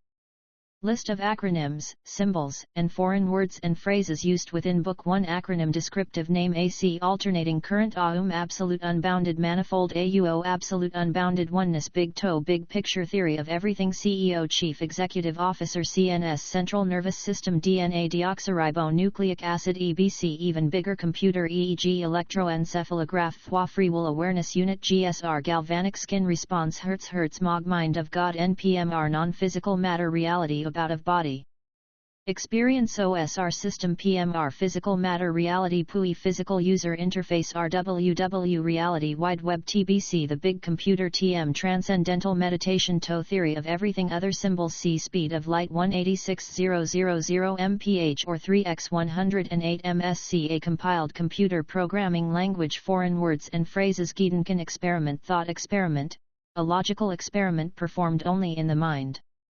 Ver als overall, over and above all else. Numero uno number 1 no problemo no problem que sera whatever will be book 1 awakening section 1 delusion or knowledge is this guy nuts, or what? Section 2 mysticism demystified the foundations of reality section 1 delusion or knowledge is this guy nuts, or what? 1 introduction to section 1 beginning with a partial biography of the author may appear to be unnecessary and off the point. Ordinarily, an author's background is adequately covered by a few paragraphs on the inside jacket of the cover. However, understanding the origins of the author's experience is where this adventure must begin. If you do not know anything at all about me, the rest of this effort may wither on the conceptual vine before it is ripe. This trilogy sets forth a big picture theory of everything more concisely known as a Big TOE that contains, as any big toe must, a comprehensive model of reality. Because my big toe is so unusual, so far away from the thoughts you are probably used to thinking, it is important that you have some understanding of the seed, soil, and roots from which this unusual exposition sprang. Knowing its origins, the mental metal from which it has been hammered out, may help provide the context required to assess the genuineness of my big toe. This trilogy presents a working model of the larger reality based upon the data I have collected through a lifetime of careful scientific exploration. Section 1 describes how fate sent me down this highly unusual path and then delivered me up to the extraordinary experiences required to formulate the concepts presented in these pages. The intent is to give you some insight into who I am, where I am coming from, and how I ended up with such an unusual big toe. This trilogy is about reality, not a biography about me. Accordingly, please pardon my skipping here and there about my life and flying swiftly over things that you might wish I would explain in more detail. For now, a quick trip through the formative years is enough. I will not attempt to explain the last 20 years of my becoming, but will instead focus on the 10 years before that. That is when the mold was made and the direction of my life set. Although I have learned much during the preceding 30 years, and have mellowed and gained in wisdom as one typically does with age, I have not changed my basic approach to learning, knowledge, or science since the events that I am about to share with you transpired. Point 2. Hey mister, you want to learn to meditate? How did a nice scientist like me end up in a strange place like this? My family had no unusual interests. We were normal through and through. Perhaps we were more problem-free than normal, but no strangeness at the roots. I did well at college, graduating with a double major in physics and math. Then on to graduate school, where I picked up a master's degree in physics and started working on my PhD. I passed the preliminary exams and qualifiers on the first try and settled into thesis research in the specialized area of experimental nuclear physics. It was 1968 and I was your typical 23-year-old physicist, excessively cerebral, out of touch with my feelings, analytical, precise, curious, and above all, intellectually motivated and driven. Not a hint of strangeness anywhere. If you have known any brash young physicists, you are probably aware that they tend to be unusual, somewhat skewed off the norm, one might say politely. If you are not that polite and were not snowed or intimidated by their domineering intellectual style, then arrogant rather than unusual would probably be the adjective that would most naturally come to mind. On a warm day, late in the spring of 1971, while walking into the physics building on the way to teaching an undergraduate class, I noticed a large poster advertising a free lecture on transcendental meditation, or more simply, TM as most people referred to it. As a graduate student, poverty was a normal and given circumstance, consequently, anything free caught my attention. Control your mind, the poster shouted in large block lettering. Learn how to relax deeply and lower your blood pressure. Okay, I thought, that's nice, but who cares? I continued reading. Improve your concentration and decrease your need for sleep. What? I read that line again. Now it was interesting as well as free. A few days later, I attended the free lecture. TM was presented as science, technique and results, stimulus and response. There was no theory. One regularly performs this uncomplicated meditation process and physiological benefits automatically accrue. Period. There was no dependency on Eastern philosophy, mysticism, or any belief system. I wanted no associations with things that were non-scientific, mystical, or belief-based. In other words, goofy. That sort of hocus-pocus was for gullible people with uncontrolled emotional needs. The two TM presenters backed their claims up with some serious-looking research papers and informal studies by reputable individuals at reputable institutions. It seemed straightforward enough. For the special student rate of only 20, I would be taught to meditate in 4 hours spread over 1 week. Better concentration, clearer thinking, improved memory, reduced stress, and I would need less sleep, all for 20 and 4 hours. I was skeptical, but if it worked half as well as the presenters claimed, it would be a good investment for any student. In those days 20 was a lot of money, serious money for a struggling grad student. Still, it was the 70s, I was a student, and a short walk on the wild side doing something counter to the main culture seemed almost obligatory. I signed up. Just follow these directions, the TM guy said with a friendly smile, handing me a packet of paper as he took my checkpoint 3 the sacrificial banana. A week later, I was on my way to the TM center to pick up my personal meditation sound called a mantra. It would take less than 5 minutes. They promised. Stop by, get your mantra, then attend the 4 training sessions. What could be easier? As per the directions, on the appointed day I showed up at this seedy little house with a clean handkerchief and a banana. A clean handkerchief and a banana? What a crock! I began to doubt the wisdom of what I was doing and felt more than a little foolish walking up to this house with my banana and hanky. Anybody who needed fresh fruit and a handkerchief to teach me how to meditate was likely to be either goofy or fraudulent. That was the first sign of strangeness. I had seriously thought about showing up without the handkerchief and fruit just to see what would happen, but realism interceded. I decided instead that humoring them would be a better strategy. Their inane request seemed harmless enough, and more importantly, they already had my 20. What's with the banana? I said derisively, holding my banana up to the first person I saw. What's fruit have to do with meditation? I asked. They never said anything to me about fruit and handkerchiefs at the lecture I attended. This seems a little goofy to me. The person I was addressing evidently wasn't a hard science type. He was as clueless as I, but questioning the interrelationship among meditation, fruit, and handkerchiefs had evidently never occurred to him. I found that difficult to understand. His reply had been an exaggerated shrug of his shoulders, followed by a big broad smile. It was now obvious that this guy was doing what he was told without thinking about it. He was probably wondering why I was making such a big deal over a banana that wasn't expensive or much trouble to get.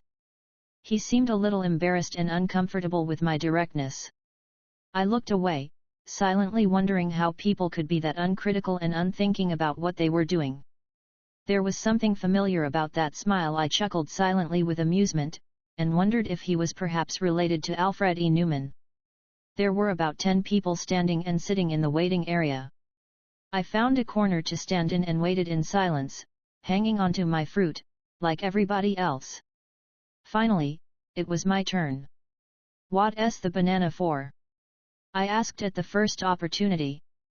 The initiator explained that the TM organization had a ceremony of sorts that he was required to do. The fresh fruit was to represent the traditional offering a student would bring to his teacher. What do you do with all the fruit? I asked. In my mind, I imagined a huge pile of rotting symbolic fruit, a sad wasteful testament to the uselessness of ceremonial gestures. We eat it, he said with a smile. Now I understood it was merely a way to get some free groceries. If they wanted to add on a surcharge of 1 banana to the 20 price so that they would have something to eat for breakfast, well, that was all right with me. Nevertheless, I would have preferred that they had been more straightforward. The man standing next to me was about my age, well-dressed, soft-spoken, and seemed intelligent and serious. He didn't look like a fruit hustler. Maybe it was not them, I hypothesized. Perhaps the people who set this business up knew that they would have a difficult time making ends meet. I let it go. Having solved the banana problem, I went on to the next issue, the impending ceremony. With the intention of being helpful, I offered a constructive criticism to my initiator. I told him I thought any ceremony was completely irrelevant and that it distracted from the rational image they had carefully presented at the public meeting. He politely nodded, indicating to me that he recognized the discrepancy, but made no other reply. I have to do the ceremony, he said quietly. It was obvious that he did not care what I thought about his ceremony, or probably anything else. This was just the way it must be done. He looked at me for permission to continue. Okay, I said, no big deal, go ahead, do your ceremony if it makes you feel better. One will go along as long as I do not have to profess any beliefs or make any promises. He smiled at me with amusement and immediately agreed. At his direction, we knelt, side by side, on a small rug in the middle of the kitchen floor.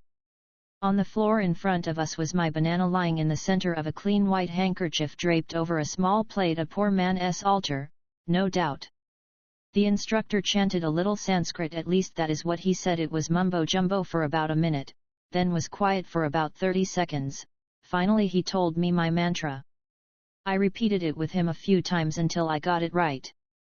In fewer than 3 minutes I had been given and had properly memorized my very own personal, probably shared by millions, secret mantra. I was put in a large room with several others and told to silently practice my mantras so that I would not forget it. Just repeat it over and over in your mind for 20 minutes, he told me. That's all, after that you can leave, but be sure to come to the first training meeting. What a crock, I thought. I paid 20 and a banana for this magic Sanskrit mantra. What could repeating some word sound do for my mind? I expected nothing, but having come this far, I was determined to follow directions and give it a fair try. The 20 minutes of practice went by slowly at first, but then I drifted off into a pleasant nowhere. Suddenly, I became aware that some of the initiates who were far behind me in the queue were leaving. They must think that it is a crock too, and are not going to stay around to practice, I mused. I checked my watch. Whoa! It was way past time to go. I had been practicing some 45 minutes. I checked my watch again to make sure. I tried to get up to leave, but I couldn't move. My body simply refused to respond to my will, an effort that had never happened before. My limbs were heavy as if I had been asleep for a long time, yet I was positive that my consciousness had been unbroken. I had not fallen asleep. This is weird, I thought, as I forced my thick, viscous, semi-solid body to slowly stand up and walk. Maybe there was something to it, and I was doing it. Or maybe I was merely more tired than I thought. That was not a good explanation. I had gotten more sleep than usual the night before. This is interesting, I thought, very interesting. I had done something strange, or at least goofy, and experienced something weird, my first trip into inner space, all in the same hour. I remained skeptical, which was and is my nature, but I also remained open-minded. There were 4 one-hour sessions remaining and my curiosity was growing. I had undeniably experienced something dramatically unusual. That experience, along with my Scottish ancestry and the fact that my 20 was irretrievably gone forever, provided the necessary commitment to follow this TM adventure through to the end. Point 4. Watch that first step. It's a big one. 2 days later I was attending my first training class. There were about 15 of us sitting on uncomfortable grey metal folding chairs. I looked around to assess my peers. We were a somewhat motley but otherwise normal-looking crew of casually dressed students. I was hopeful that I was about to learn something remarkable and useful, yet at the same time I was a little incredulous, almost embarrassed that I had spent $20 perfectly good dollars to be associated with this Indian meditation thing. The instructor looked like us, except that he had shorter hair, was clean-shaven, and better dressed, obviously not a student. He told us about TM, explained the techniques we should use to maintain the mantra in our minds, and answered our questions. Everything was process-oriented. No theory, no more ceremonies requiring sacrificial bananas, no metaphysical mumbo-jumbo, just technique. I liked it that way. I knew there was some Indian yoga guy with a long name, and beard to match, who was the leader of the TM movement, but no one ever mentioned him. Other than the fact that this so-called guru had sold me this meditation technique through his organization, neither he nor his organization was relevant to what I could do with it. I verified that fact in no uncertain terms as soon as the instructor opened the meeting to questions. The only condition was that I could not give away or sell the mantra to others.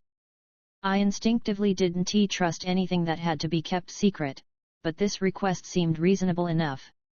The TM folks were not hiding something from the scrutinizing light of open critical review, they were merely protecting their source of income and fresh fruit. I considered it as a copyright or patent income-producing intellectual property to be protected by secrecy. No problem. Finally, the last question was answered and it was time to practice our meditation technique. I slumped in my steel chair, trying in vain to get comfortable, and began to occupy my mind with the sound of my mantra.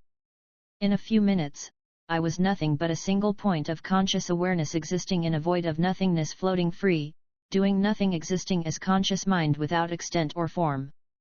No thoughts, no body, no chair, no room, no instructor, nothing. It was a remarkably pleasant experience until a single thought began to violate the expansive peace and quiet. Oh, I am not doing this right, I am supposed to be thinking the sound of my mantra. That one critical thought interrupted my otherwise thoughtless float in inner space. I needed to get back on task by thinking my mantra. Suddenly, awareness of the outside world rushed in, and I was startled to realize that I not only had a body, in a room with an instructor, but it was about to fall out of its chair. Oh Aga! Oh Aga! Emergency! Emergency! My internal alarms went off. Quickly I tried to straighten up. My right leg awkwardly shot forward, jerking my body back into balance. Whew! That was a close one. I almost hit the floor like a sack of potatoes. Wouldn't that have been a scene, I thought to myself after it was clear that I had successfully regained my balance. In my imagination, I could see myself thudding to the floor, creating a ruckus. My next thought was more practical. Geez, I might have banged my head on something. Meditation could be dangerous. I made a mental note to be more careful in the future. Almost simultaneously the instructor began to speak. Come on back, he said, practice time is over. Great, I thought sarcastically, he noticed, and now he is going to cut everybody's practice time short because I almost fell out of my chair. I looked up. To my surprise, the instructor was engaged in a conversation with a student sitting on the opposite side of the room. He appeared to be totally unaware of me or my near catastrophe. Time's up, he said. I looked at my watch. What? That's impossible. I had just lost 20 minutes of my life. What had I been doing for the last 20 minutes, where had I been? Any questions? He said to the group in general. I raised my hand. How do you keep from falling out of your chair? I asked. Everybody laughed. I was serious. It did not immediately occur to me that my experience was unusual. I don't think he had ever gotten that question before because he looked surprised and didn't know what to say. What happened? He asked. I started with the mantra, then everything went blank. It was nice, but when I realized I wasn't saying the mantra any longer, I almost fell out of my chair and the 20 minutes were already up after only a few minutes. Everybody laughed again, including the instructor.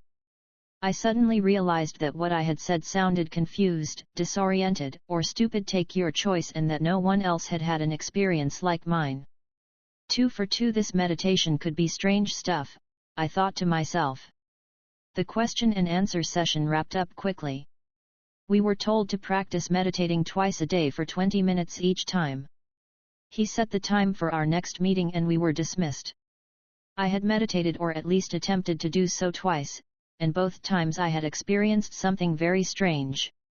What will happen the next time? I wondered. This was exciting. Something seemed to be happening. My intellect and curiosity were being tickled. I wanted to experiment. I wanted to know if anything real was involved. Would it work as they claimed? If so, then what else could I do with it? The rest of the training classes resembled the first one, except I sat in a chair next to the wall at an angle so that I could not fall out. I need to wear a seat belt and helmet, or find a bigger chair, I thought with amusement. I immediately saw a mental picture of myself sitting in a folding metal chair, in front of a big fan. I was in the middle of an otherwise empty room, wearing a seatbelt, a motorcycle helmet, goggles, and with a scarf flapping in the breeze behind me, thus, the need for the fan. I was thoroughly amused and grinned broadly at the bizarre scene. I immediately thought of Ace Snoopy sitting on the top of his doghouse engaging the Red Baron in battle with his Sopwith camel. I often saw pictures like that. Some were funny like that one, some were helpful. They never took but a few seconds, and disappeared as quickly as they came.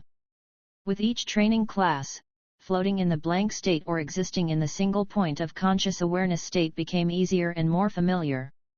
Shortly I would learn, through trial and error, to combine the blank state with controlled visuals. The two may seem incompatible, but they are not. 2 months later I was meditating twice a day, being careful to put my body in a situation where it would not fall. The point awareness or point consciousness experience continued. It was always pleasant. I usually wanted to stay longer, but did not because I was extremely busy. I also found it invigorating. It seemed to boost my energy. The biggest surprise of all was that meditation could be professionally productive. By adding the visuals, it turned out to be a great place to work. I could solve physics problems, design experiments, analyze research data, and write and debug computer code 10 times more quickly, and with better results while in a point awareness state than I could in a normal state of consciousness.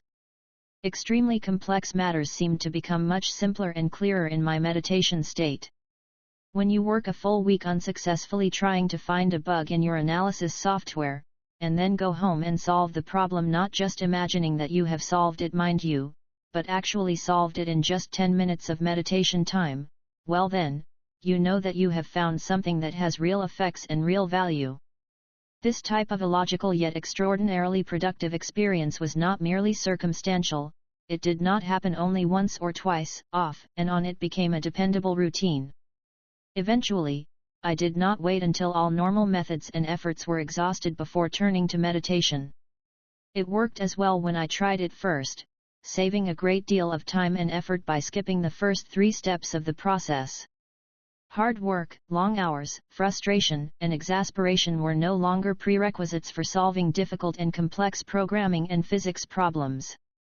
I was surprised and delighted that meditation had a direct objective practical value. That was an unexpected revelation.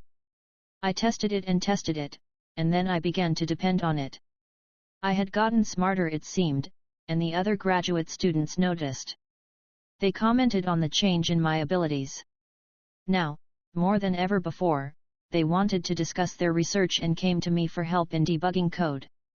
I told them about TM, but none made an effort to try it. That surprised me.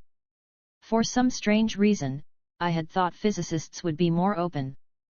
Meditation appeared to require too big a step out of the comfort zones of their personal and cultural belief systems.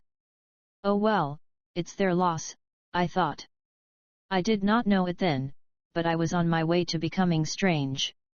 I was, at the very least it seemed, unusually open-minded. My perspective and reality was expanding. Up to this time, I believed that meaningful existence was confined to an operational reality. That is, if something can be measured, it is real. To be measurable, a thing must interact with our senses or with some device that interacts with our senses. If it is not measurable, cannot interact with us or our devices, then its reality or existence or lack thereof is irrelevant. It was that simple. Things were either operationally real or irrelevant. Things that are not measurable, but can be inferred from other things that are measurable, fall into the gray area of conjecture. All things theoretical or hypothetical fall into this gray basket. Gray things are acceptable as conceptual constructs or ideals but are not to be confused with real things and are not to be taken too seriously in and of themselves. The primary mission of the academic research scientist is to collect enough valid, repeatable, measurement data to transfer a gray theoretical construct into a real object or effect. At that time, quantum mechanical wave packets, black holes, quarks, justice, and love all fit into that gray area. It is important not to confuse hypothetical things with real things, or you can easily end up chasing your own imaginary tail, or hallucinating the attributes of solidity to smoke. My mind was not closed, I allowed for the possibility of new information. With enough real measured data one might eventually move a thing, such as black holes for example, from the realm of the hypothetical to the realm of the real, but only with sufficient good quality data. That particular attitude has never changed. I continue to feel that way, work that way, and employ that methodology to sort out what is real from what is not. Now I had to change my philosophy of reality. There were those things that were non-measurable yet functionally operational, including my meditation state, which is properly defined as an altered state of consciousness that fell into the category of subjective experience with objective results. One can use these non-measurable states of mind to operate on real things. Here, I am using the terms operate and operator in the mathematical or scientific sense. I had shown that an altered consciousness directed by intent can consistently and directly affect and interact with real things such as my computer code. Complex logical problems could be solved without the intentional application of a rational process. Somehow, a non-measurable subjective experience could be turned into a reliable and effective scientific tool by some sort of consciousness operator. Very interesting. In contrast to conceptual constructs such as justice and love, altered states of consciousness and their objective results seemed to be measurable, consistent, and reasonably well defined. They were more like the things of science, things that were amenable to research and experiment. If one is in this particular altered state, one can always do these things with it. Similar activity will produce similar results for all experimenters. I was not special, I was the same as anyone else. I wondered if other altered states of consciousness existed and what one could do with them. I was curious. It is my nature to be curious. My reality expanded. I added the statement: if a thing is well defined and consistently functional, it can profitably and dependably be used by anyone within the known operational reality, then it must also be real. It seemed reasonable that only real things could be functional operators within and on an operational reality. How could something not real directly affect things that are real? By definition, in an operational reality, things that are not real have no measurable effect, cannot interact with, and have no relevance to, things that are real. My meditation had a measurable objective effect. I knew it, and a dozen others had clearly noticed it as well, even if they did not understand why. To me, it was as plain as day and totally obvious. This was no subtle effect being misunderstood by some mushy-headed non-scientist. This was no hallucination. I knew what I knew. How many others, if any, agreed with me was not relevant. I had confidence in my mind and my science. I began to analyze other common altered states such as daydreaming. Were daydreams self-directed imagination or purposeful visual imagery functional? Of course. Why had I not noticed that before? People have been preparing themselves mentally for all sorts of things since the beginning of time. For example, one might repetitively practice giving a speech in one's imagination, making points and fielding imagined questions. The relevancy criteria are: is it consistently functional, does it actually help one's performance in objective reality, and are the effects measurable? Our directed imagination example would rate a definite yes on all counts. Ask any top-notch athlete if focused intentional mental preparation is important to his or her success. Mental effort within the context of a particular altered state must represent a real thing because it produces real effects that are universal as well as specific to that particular mental state. Altered was defined as different from normal. Normal meant wide awake and focused in the physical world as you are now while you are reading this book. Each altered state has its functionality. Daydreaming is one specific type of altered state. Of all possible altered states, those with no universal and consistent functionality are, by definition, useless and therefore irrelevant. It was only the useful ones that were welcomed into my newly expanded reality. Those were the ones I wanted to know about.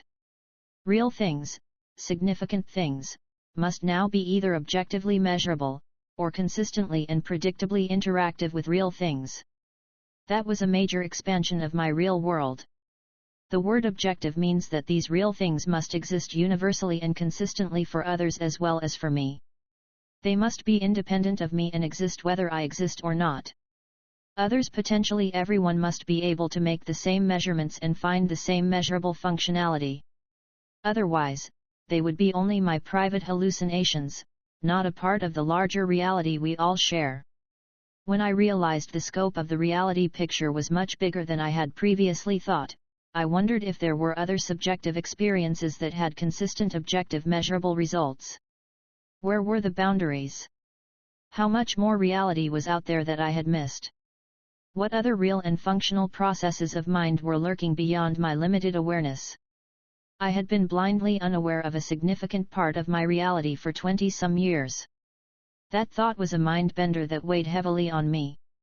That I had inadvertently imposed a major limitation on my operative reality out of sheer ignorance was unacceptable, inexcusable, and more than a little humbling. What other significant parts of my life was I missing? I had to find that answer. Being content to accept whatever is given without pushing hard against the boundaries is absolutely foreign to my nature. My mind had been forced open by the indisputable facts of my experience, and as a result, I had become less of a philosophical know-it-all. I realized there was much about life and reality I did not know. Arrogance waned as openness and curiosity waxed.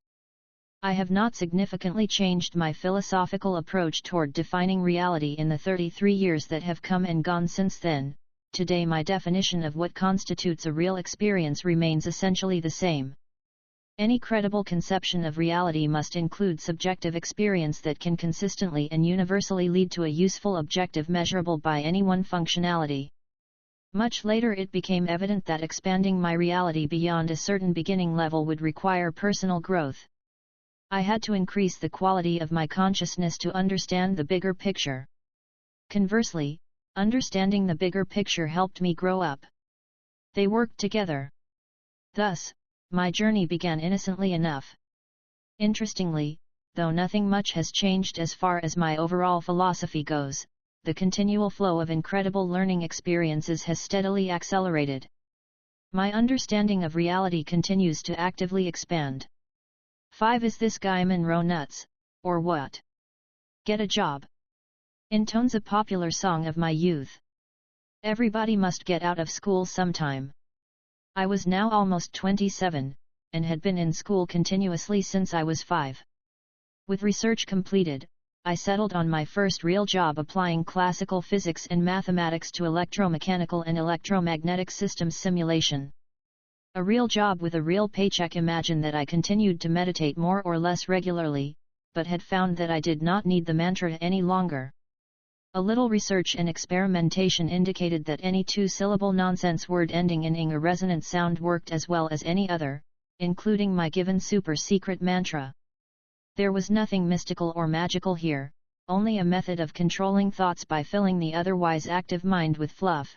Nothing but science and technique. No bananas or hankies were required. Repeating the mantra eventually seemed to get in the way and slow me down, consequently I dropped it. The meditation state was now familiar enough that I could go there in an instant and return as quickly.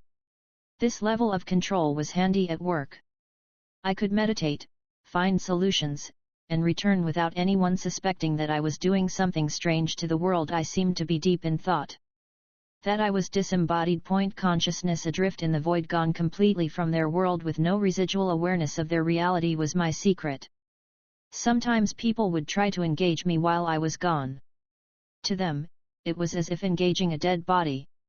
Needless to say, I gained a reputation for being eccentric with unusual powers of concentration or an unusual ability to sleep while sitting up. Nobody could tell which. My boss, Bill Yost, was a super person. He was smart, no frills, no BS, no hidden agenda, no tact, an engineer through and through. Bright, honest, and straightforward. That is the personality type that I related to most easily. One day Mr. Yost came by my desk and tossed a book at me. I caught it in mid-air and read the title Journeys Out of the Body, by Robert A. Monroe. What's this? I asked, surprised by the strangeness of the subject matter. Read it, he said, and tell me what you think. When your boss says, read it, you just read it, you do not ask why. I read Journeys during the next few days. The book was configured as a diary. It was a "this is what happened to me" type of story wherein Monroe claimed to have collected hard evidence in support of the reality of the out-of-body experience. The experiences, and the evidence of their realness, were laid out matter-of-factly with no theory or belief system attached. It was a wild concept, a more or less independent reality reachable only through the mind. Having prior experience with functional altered states of consciousness, I was probably more open-minded than the average scientific type, but not gullible. I knew what was real to me, and my measurement data experience included none of that. It was very interesting, I told my boss, but I don't know what to make of it. Is this guy Monroe nuts? Is he trying to sell books to the gullible, or is he for real? I asked rhetorically. I continued with barely a pause. How can you tell where he is coming from? If his story is for real, if you take him at face value, a new aspect of reality opens up that I have never before considered. That would be a definite wow. But for now, it just sounds wild and I have no way to judge the veracity of it. Having spit all this out in rapid fire, barely pausing to breathe, I now took a deep breath and waited for the reaction. I watched my boss carefully to see if I had made a fool of myself by being too open. As a student, I was used to having to get the right answer. Was I supposed to condemn it as foolish rubbish or believe it as a strong possibility? I had no idea where he was coming from. He had given me no hints. I was working as a civilian in a military organization, it was 1972, and the people here were conservative. I was a long-haired, wild-eyed kid physicist recently out of graduate school. One had about decided that my openness had been a political mistake when Mr. Yost finally spoke. I agree with you, he said thoughtfully, it is a wild concept, isn't it? Yes it is, I agreed, very wild. But consider what it would mean if it were true, he continued with an enthusiasm that indicated that he had thought about it seriously. I did not reply. Think about that, he said. What does it logically imply if it is true, if the evidence is real and not made up? Yeah, I said, pretty strange stuff, but how can you ever know if it is true or made up? He nodded in agreement and changed the subject. That was the end of it. Not another word was mentioned about journeys, at least not for a few weeks. I had almost forgotten about Monroe's hook, having put it out of my mind as something that could never be logically confirmed or denied and therefore was irrelevant. Would you like to go with us to see Monroe? My boss asked when we were alone. Hey? I muttered, not making the connection. There is a group of us from work going to see Monroe, you know, the guy who wrote Journeys, this Friday after work. Do you want to go with us? He asked. Where? I asked in reply. Just outside town, about 45 minutes from here, he shot back with some excitement in his voice. Sure, I said. I would really like to meet this guy and see if he is crazy or sane, honest or a hustler, delusional or rational. Me too, said Yost with a twinkle in his eye. Me too. 6 face-to-face Whistlefield with Thuiserdorf late Friday afternoon finally came. While our CO workers headed home to begin their weekends, 12 of us piled into 3 cars for the trip to Monroe's. I did not know these people. I was a relatively new employee within an organization that employed about 500 people. We were a strange crew, male and female, young and old, very conservative, mostly professional technical types. We were not the sort of people one would expect to be eagerly converging on Mr. Out-of-Body. I was impressed there were this many open-minded people where I worked. As always, anything unexpected demanded an immediate reassessment. I hypothesized that living almost exclusively among hardcore scientists for the past 7 years had inadvertently skewed my judgment of people in general. Clearly, there were bias errors in my analysis algorithms. That was a serious problem. Within a few seconds I had laid out a tentative plan for debugging my assumptions and made a mental note to observe these people more closely. Most were skeptical, one of the ladies was a little frightened, everyone was enthusiastic, and nobody knew what to expect. They all jabbered nervously and endlessly. The scene seemed hyperactive and irrational to me. As usual, I said nothing. I was not a good mixer. I did not relate to unfocused bubbling emotion or to anxiety, and I did not understand these people. Their lives seemed to be driven, or at least animated, by random irrational feelings. They were strangely affected by uncertainty. At the time, I had no idea that they were the ones who were actually normal. Years of graduate school and a lack of mainstream social interaction had nudged my vision of normalcy a tad off-center. I thought that Spock was normal while the rest of the Enterprise crew were hopeless, eternally lucky, mush heads. I heaved a sigh. This is going to be a weird night, I thought to myself, with all these weird people, on this weird excursion to see Mr. Weird. As it turned out, except for the people I was traveling with, it was not actually that weird, but it changed my life forever. Bob Monroe lived on an estate named Whistlefield, 500 acres of lakes, forests, and fields.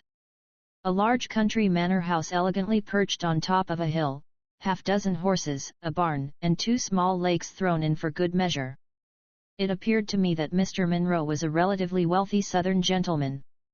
We slowly motored down the half-mile-long driveway that was bordered by a freshly painted white board fence. A few horses trotted along with us. Whoa, this is classy, I thought. This guy is no poor raving lunatic, that's for sure. My analysis continued. Weird books don't pay that well. It doesn't appear that duping the gullible for their money is going to be a likely motivation. Nevertheless, I reserved final judgment on that issue until I could meet the man for myself. The car finally stopped in front of the house. Several large dogs came bounding out to meet us. 2 Dalmatians and a large German Shepherd were vigorously sounding the alarm that intruders were in the driveway. My riding companions thought it better to stay in the car until the friendliness of the dogs could be verified. Nonsense. These people were so strange, like frightened children. I wondered what could have possibly happened to them to make them that way. Dogs bark at strangers because that is what they do. It means nothing. I quickly popped out of the car to say hello and rub some ears. I was immediately mobbed by 3 wet tongues and wagging tails. It was love at first sight. They acted as if they had not been petted for weeks. It felt good to be out of that crowded car, and to be surrounded by rational beings that knew what they were about. I immediately felt more centered. I should explain that popping out of that car had been neither brave nor foolish. Those clogs were obviously friendly. What I did not understand was why that fact was not obvious to everyone else. I surmised that either I happened to be riding with a group of people who were not familiar with dogs, or that one dog-challenged person's fear had influenced the rest. By now, everyone was getting out of their cars and looking around, wondering what to do next. Perhaps I shouldn't have changed into these old jeans, one of the ladies said apprehensively. She was obviously intimidated by the classiness of Monroe's estate. All 3 women present were reflexively fumbling in their purses for fresh makeup. Why do they always do that? I wondered silently. Haven't they figured out by now that it won't make any difference? I was always amazed and amused when people were internally driven to blatantly irrational behavior. I had, for many years, been curious about the root causes of cultural insanity, those absurdly illogical attitudes and actions that our culture considers normal. Some, including makeup urgency, are entirely benign, others range from mildly dysfunctional to terribly destructive. I had come to the tentative conclusion that the key motivators of cultural insanity were fear-based and emotionally driven. I could not relate in the slightest to either. Nonetheless, I intuitively knew that this was not a good thing, and it did not speak highly of our society's overall level of rationality. I was curious about it, and took careful mental notes whenever I noticed such a display. I did not feel superior. I had no inclination to make comparisons. I was an impartial observer with an insatiable curiosity, that's all. I was merely different, not better or worse than others because of that difference. I had been born, it seemed, a perpetual outsider, and I liked it that way. Outsiders have a more objective and impartial view. As a scientist, nothing was more important than logical clarity and objectivity. Being different and having an outsider's view had generally been comfortable for me. I saw it as an advantage. It suited me well. My reverie into the characteristics and causes of illogical social behavior was suddenly upstaged by something more important. The large white door of Whistlefield Manor began to swing open. Conversations were instantly terminated in mid-sentence. All heads turned with silent expectation. The one, the only, the amazing, out-of-body man, was about to turn to flesh and blood before our eyes. We would all soon know if this guy was nuts, or what. Out stepped Mr. Monroe into the doorway. For a second or two he seemed the slightest bit tentative, like a man who clearly knew he was about to be examined and evaluated like a captive alien or a strange animal at the zoo. He gazed out at the crowd of nameless heads staring silently back at him. After the briefest of pauses, he stepped fully out onto the elegant open stone porch with confidence and a solid presence. He was not wearing a white suit with matching hat and string tie like Colonel Sanders, the only Southern gentleman I could bring to mind. Instead, he looked comfortable, informal, and friendly, more like the dogs than the house. Robert Monroe was a heavy-set man of medium height. He wore a big smile and had a twinkle in his eye. Just looking at him made you feel relaxed. He greeted us all individually as if he were an experienced politician, making quips and jokes as he went. This guy could be Santa Claus, I thought with more than a little amusement, a jolly old elf passing the summer sipping mint juleps on the veranda of his country estate. "What are you smiling at?" he demanded good-humoredly as his attention suddenly focused in my direction. He was now looking directly at me with a knowing, impish grin. For a moment, I had the feeling that he must have read my mind and was amused by my vision of Santa Monroe. "Oh, nothing," I replied, lamely brushing off the question. Before he could react, I instantly followed that dodge with a question of my own. "How and when did you first go out of body?" I asked. Up to this point, nobody had been that direct. I did not know how to be any other way. It suddenly grew quiet and more focused. Everybody was now intently listening. "It just happened," he said. "It just started happening about 15 years ago for no apparent reason." "How did you react to that experience?" I continued without pause. "I thought I might be going nuts," he said. "It worried me initially, but I couldn't help experimenting with it. That's my nature." He had consulted with psychologists, psychiatrists, and a parapsychologist.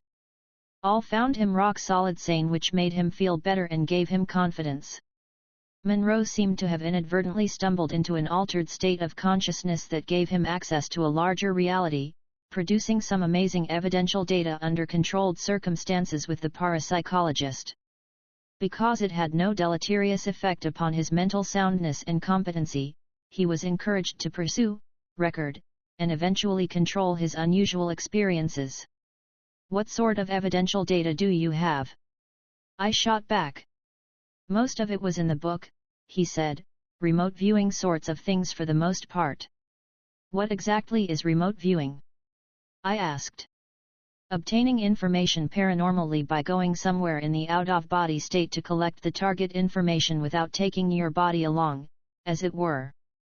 "Oh, I see," I said sheepishly, realizing that I had asked a dumb question that should have been obvious. My momentary pause gave others a chance to horn in on my private conversation. No one was shy any longer. Toward the end of the evening, Monroe took us to the facility that he hoped to soon turn into a lab dedicated to the study of altered states of consciousness. It was obvious to me that he desperately wanted to legitimize what had spontaneously happened to him. He wanted to remove the stigma of nutty and replace it with the approval of an accepting science. He was earnest, serious, and willing to put his money where his mouth was. He was not posturing or hustling, he was genuinely interested in real science. He wanted legitimacy, not recognition, money, or fame. He was a successful local businessman.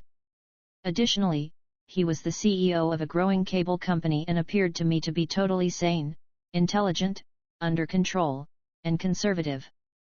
Best of all, he was a rational type. He had an engineer's personality. He was more straightforward and intellectually precise, less emotionally driven than most of the technical professionals who were now pelting him with questions. The quality of the questioning was erratic. Clearly, he was a polite and patient man. If you did not know he wrote about out-of-the-body experiences, you would never have guessed it from his circumstances, appearance, or demeanor. Then came an offer I could not refuse. Gazing at the bunch of us lounging on the back deck of the nascent lab, Monroe challenged us. "You folks are technical scientific types, aren't you?" he asked rhetorically.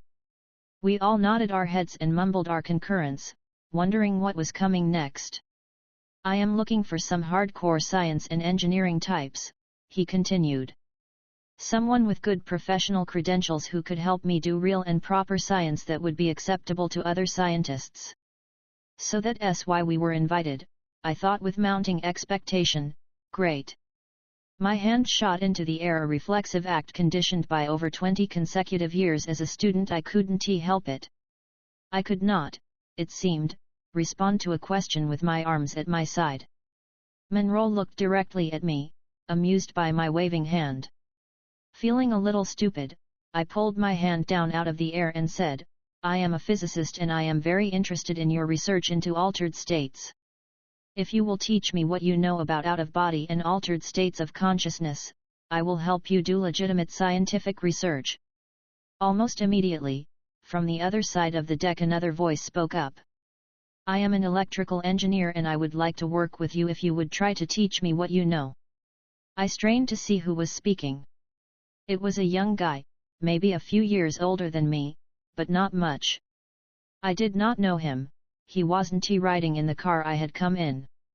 Monroe looked at us intently. A long and pregnant pause ensued as he assessed the situation and weighed his options. Everyone was quiet, waiting to see what would happen next. I think that Monroe would have preferred older, more established scientists to staff his lab, someone more mature, with an established reputation, instant credibility. But we both knew that those types were not likely to be interested, or willing to work for an exchange of knowledge. If they had established professional reputations, they had reputations to protect and would never allow themselves to become associated with something this far out on the fringe, this far away from the safety of the crowd. Scientists, contrary to their own press reports, are mostly just sheep of a different sort. All credibility flows from peer review, and the more notable peers of the scientific community would treat altered states of consciousness and out-of-body as intellectual leprosy. Monroe had run headlong into that brick wall of closed-mindedness previously, which is probably why he craved respectability and acceptability. He quickly evaluated his chances to do better. Finally, he broke the long silence.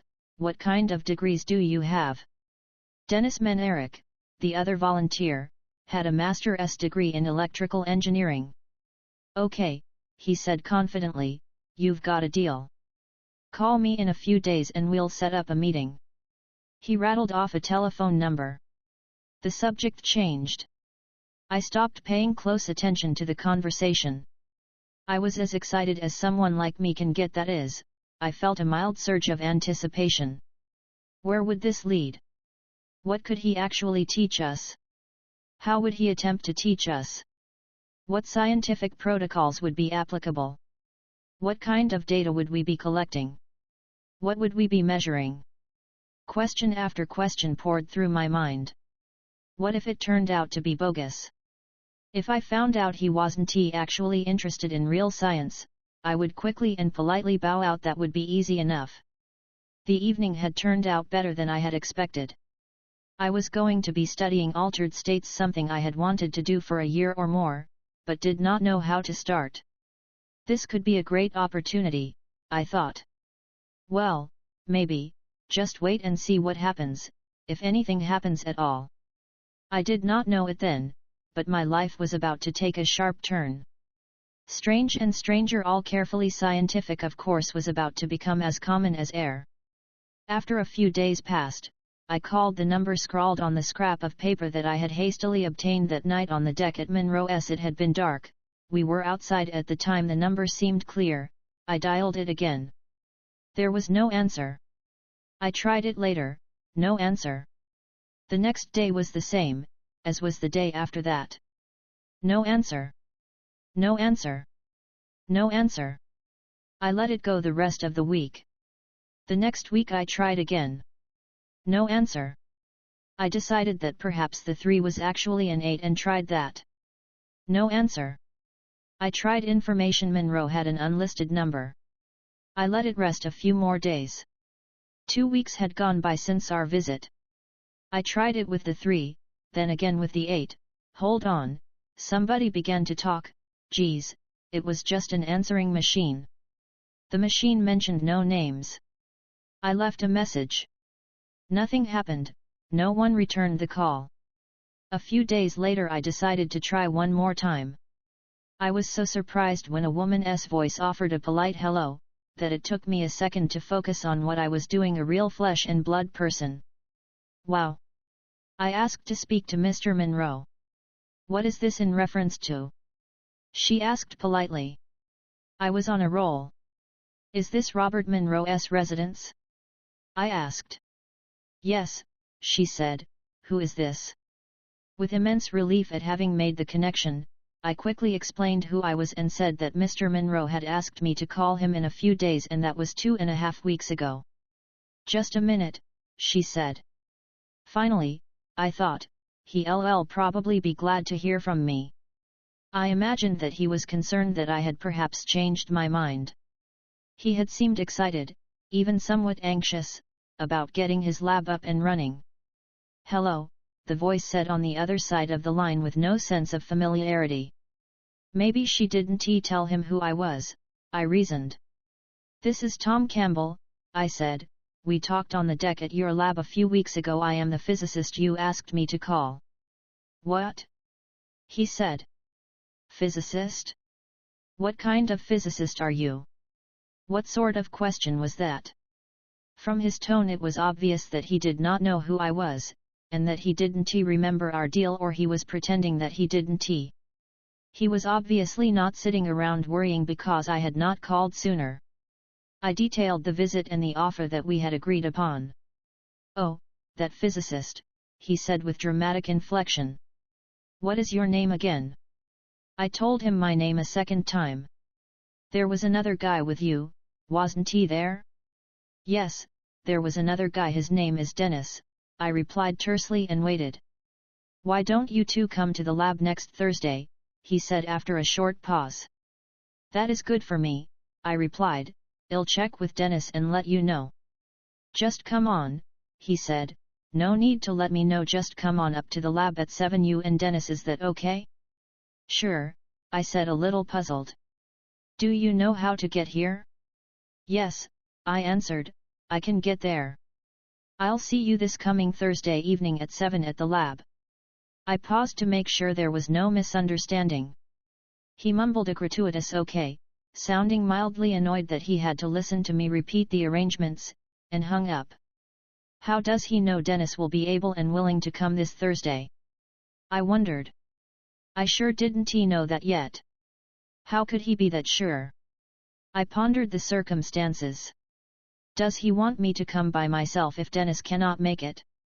He didn't seem particularly eager to get started. Or, is his mind a little loose? Now that conversation was definitely strange, I mused. In time, I would eventually get used to Monroe being distracted and knowing things paranormally. His mind was not loose, he was always a step ahead and usually right. Unlike me, he did not need to wait for the facts. I told Dennis the next morning.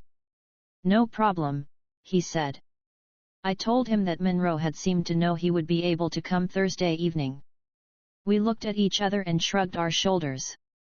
Had you told me this yesterday or any time last week, I would have told you that I couldn't have made it, Dennis added as an afterthought. But just this morning, things changed, now I have no conflict. This was going to be an interesting adventure, I just knew it. Who is going to drive? Dennis asked. I plan to take my cycle. Do you want to ride with me? Okay, he said, I have my own helmet. I used to have a bike a few years back. I have a big 4-cylinder Honda, 2 people 1T be a problem. Great, he replied, that should be fun. He is pretty courageous, I thought. I hardly know this guy, he knows nothing about me, and he is willing to get on the back of a motorcycle with me? Maybe only once. I chuckled to myself. I got directions to his house and agreed to pick him up at 6:15 p.m. 7. The adventure begins. The trip to Whistlefield was a combination of interstate and country roads. Most of the mileage was on a brand new and lightly traveled interstate. I loved my motorcycle. I loved speed, I loved acceleration. I loved the feel of finely controlled and responsive raw power, and I loved the presence, the sense of being alive, and the focus in the present moment that you get on a big motorcycle. You, the bike, the environment, and fate, one tightly integrated package, a shared destiny. That was fun. With Dennis on the back, I resolved to be conservative. Nothing over 85 miles per hour on a regular basis was my plan. It would not be responsible, polite, or friendly to be reckless with somebody else's life. At 120 mph, my bike was rock solid and smooth as silk. It was made for speed, and I was addicted to it. I had driven cycles ever since I was a teenager. With this particular bike, it was love at first sight, the biggest, the best, the fastest. Dennis was fearless. He never once complained or flinched except once when the drive chain broke while we were humming along at 80 miles per hour and he almost lost a few fingers, a near miss, but when you are young enough to be immortal and invincible, any miss is as good as a mile. We never skipped a beat. Dennis was always ready and relaxed. Mounted on this trusty steel steed, we cut the travel time to Whistlefield to less than half an hour. Once we got through the initial getting to know you data exchanges, schedules were quickly worked out and routines established. Dennis and I would go to the lab 2 or 3 times a week and sometimes on weekends. We would spend the first hour or so setting up equipment, soldering wires, designing and making measurement devices in general, wiring and outfitting the place to be a lab. After a while, Monroe would join us at the lab and then the real fun began. Under Bob Monroe's guidance, Dennis and I would begin a systematic exploration of altered states of consciousness. We were constantly working towards consistent, repeatable, evidential experience. After a few hours of exploration, Bob would invite us back to the house for discussions, chit-chat, planning, or perhaps to meet some other investigators that were working in related areas. His lovely wife Nancy, the ever-proper, polite, and most congenial hostess, would often join our discussion. Dennis and I were so bright-eyed and bushy-tailed in our dogged pursuit of the outer edge of reality that our constant state of total amazement, night after night, amused her to no end. Bob knew everyone in the country, it seemed, who was investigating, or experiencing anything unusual. They all came to Whistlefield eventually to meet Bob and share the results of their individual efforts. Bob was like a magnet in this disconnected community of leading-edge researchers, experimenters, and freelance kooks, because of his no-nonsense, straightforward manner and wonderfully open mind. There was no snake oil being hawked at Whistlefield. Because of Bob's reputation, and the operation and reputation of the lab, there was a steady stream of tremendously interesting visitors. I was impressed there were so many intelligent and sober individuals, sometimes with impressive credentials, who took this area of endeavor seriously. These were not whacked-out druggies doing their counterculture thing. Bob had zero tolerance for that sort. He did not want to tarnish his legitimacy by being associated with drug users. The Timothy Leary types were out. Other than that, Bob was open to almost everything anybody took seriously. However, he was also always skeptical. Open-minded and skeptical, he wanted to see hard evidence. Claims were interesting, but never enough. Most of the visitors were middle-aged, serious professionals looking for serious answers to serious questions. They, for the most part, were looking for validation and hard evidence. There were the occasional groupies trying to increase their credibility by associating with Bob and his research effort, and a few whose main object was to impress him with their unusual talents. Bob had little patience for either. He politely but firmly sent the pretenders and non-contributors on their way. 8. The Science of Altered Status Lab building contained, among other rooms, a control room and 3 isolation chambers. One chamber had been constructed with complete electromagnetic shielding so the Earth's magnetic field and other stray radiation would not wash out or overpower the effect that carefully controlled electromagnetic fields might have on altered states of consciousness. Each chamber was constructed to provide as much sensory deprivation as possible and was connected to the control room by audio and a host of measuring devices. I borrowed some unused, sophisticated and expensive electrostatic sensing equipment and audio signal generators, and Bob purchased a complete EEG electroencephalograph setup and a professional audio mixer. Bill Yost brought in an exceptionally sensitive high-input impedance voltmeter. Dennis and I designed and made a device for tracking galvanic skin response (GSR). Before long we had a reasonably well-equipped lab to work in, even if it did have solder splatters all over the floor. We measured Bob. He measured us. One key datum Bob had derived from his personal study of out-of-body experience was the perception of a 4 Hz oscillation within his body and consciousness just before exiting his body and sometimes just after returning to it. Experimentation showed that when an instrumented person was caught in that pulsation state in our lab, the EEG indicated the brainwaves collected by multiple pairs of electrodes were unusually coherent in phase, collectively synchronized, and modulated at 4 Hz. The GSR reading would begin oscillating at 4 Hz as well. Bob intuitively knew that this pulsation state was a key artifact, and we set out to reproduce it, capture it and hold it steady, on demand, and under our control. A literature search had turned up a few old scholarly studies of out-of-body experience, which was also known as astral projection. A half-dozen highly respected, well-credentialed, medical and technical professionals had been seriously studying out-of-body experiences for decades, mostly around the turn of the last century. A book by Dr. Hereward Carrington and Sylvan Muldoon entitled The Projection of the Astral Body, published in 1929 by Samuel Weiser of New York, suggested the pineal gland was somehow involved. Astral Projections Out of the Body Experiences, by Oliver Fox, and The Study and Practice of Astral Projection by Dr. Robert Krukel, University Press, 1960, agreed that the pineal gland was perhaps a key organ affecting the out-of-the-body experience. We were in the cut and try mode of operation and would try anything at least once. Dennis and I always applied any unusual experimental devices to ourselves first. Only after we tested how it affected us, and became convinced of its worth and safety, would we try it on others to gain a wider sample. Friends, visitors, passers-by, anyone. We were not picky. We were looking for something that would work with anybody and everybody. For example, one of the things we tried was to shake the pineal gland at 4 Hz. We built a huge capacitor with 2 Ft2 plates to generate a uniform and strong electric field. We were committed and dedicated to the pursuit of our quest. Risk-taking was not an issue. With something like a 250,000 volt, 4 Hz AC signal being fed to the plates, I stuck my head between them and tried to reach a working altered state. I stayed there about an hour or so experimenting with different voltages and frequencies against different altered states, hoping for a resonant effect to occur that would have a dramatic effect on the state of my consciousness. Suddenly I began to feel woozy. My head started to wobble dangerously between the exposed metal plates. The experiment was stopped. I had a terrible headache for about 3 weeks. We worked with negative ion generators to provide controlled backgrounds, and used ultra-high impedance input voltmeters to study the changing electrical potentials generated by a body in an altered state versus a normal one.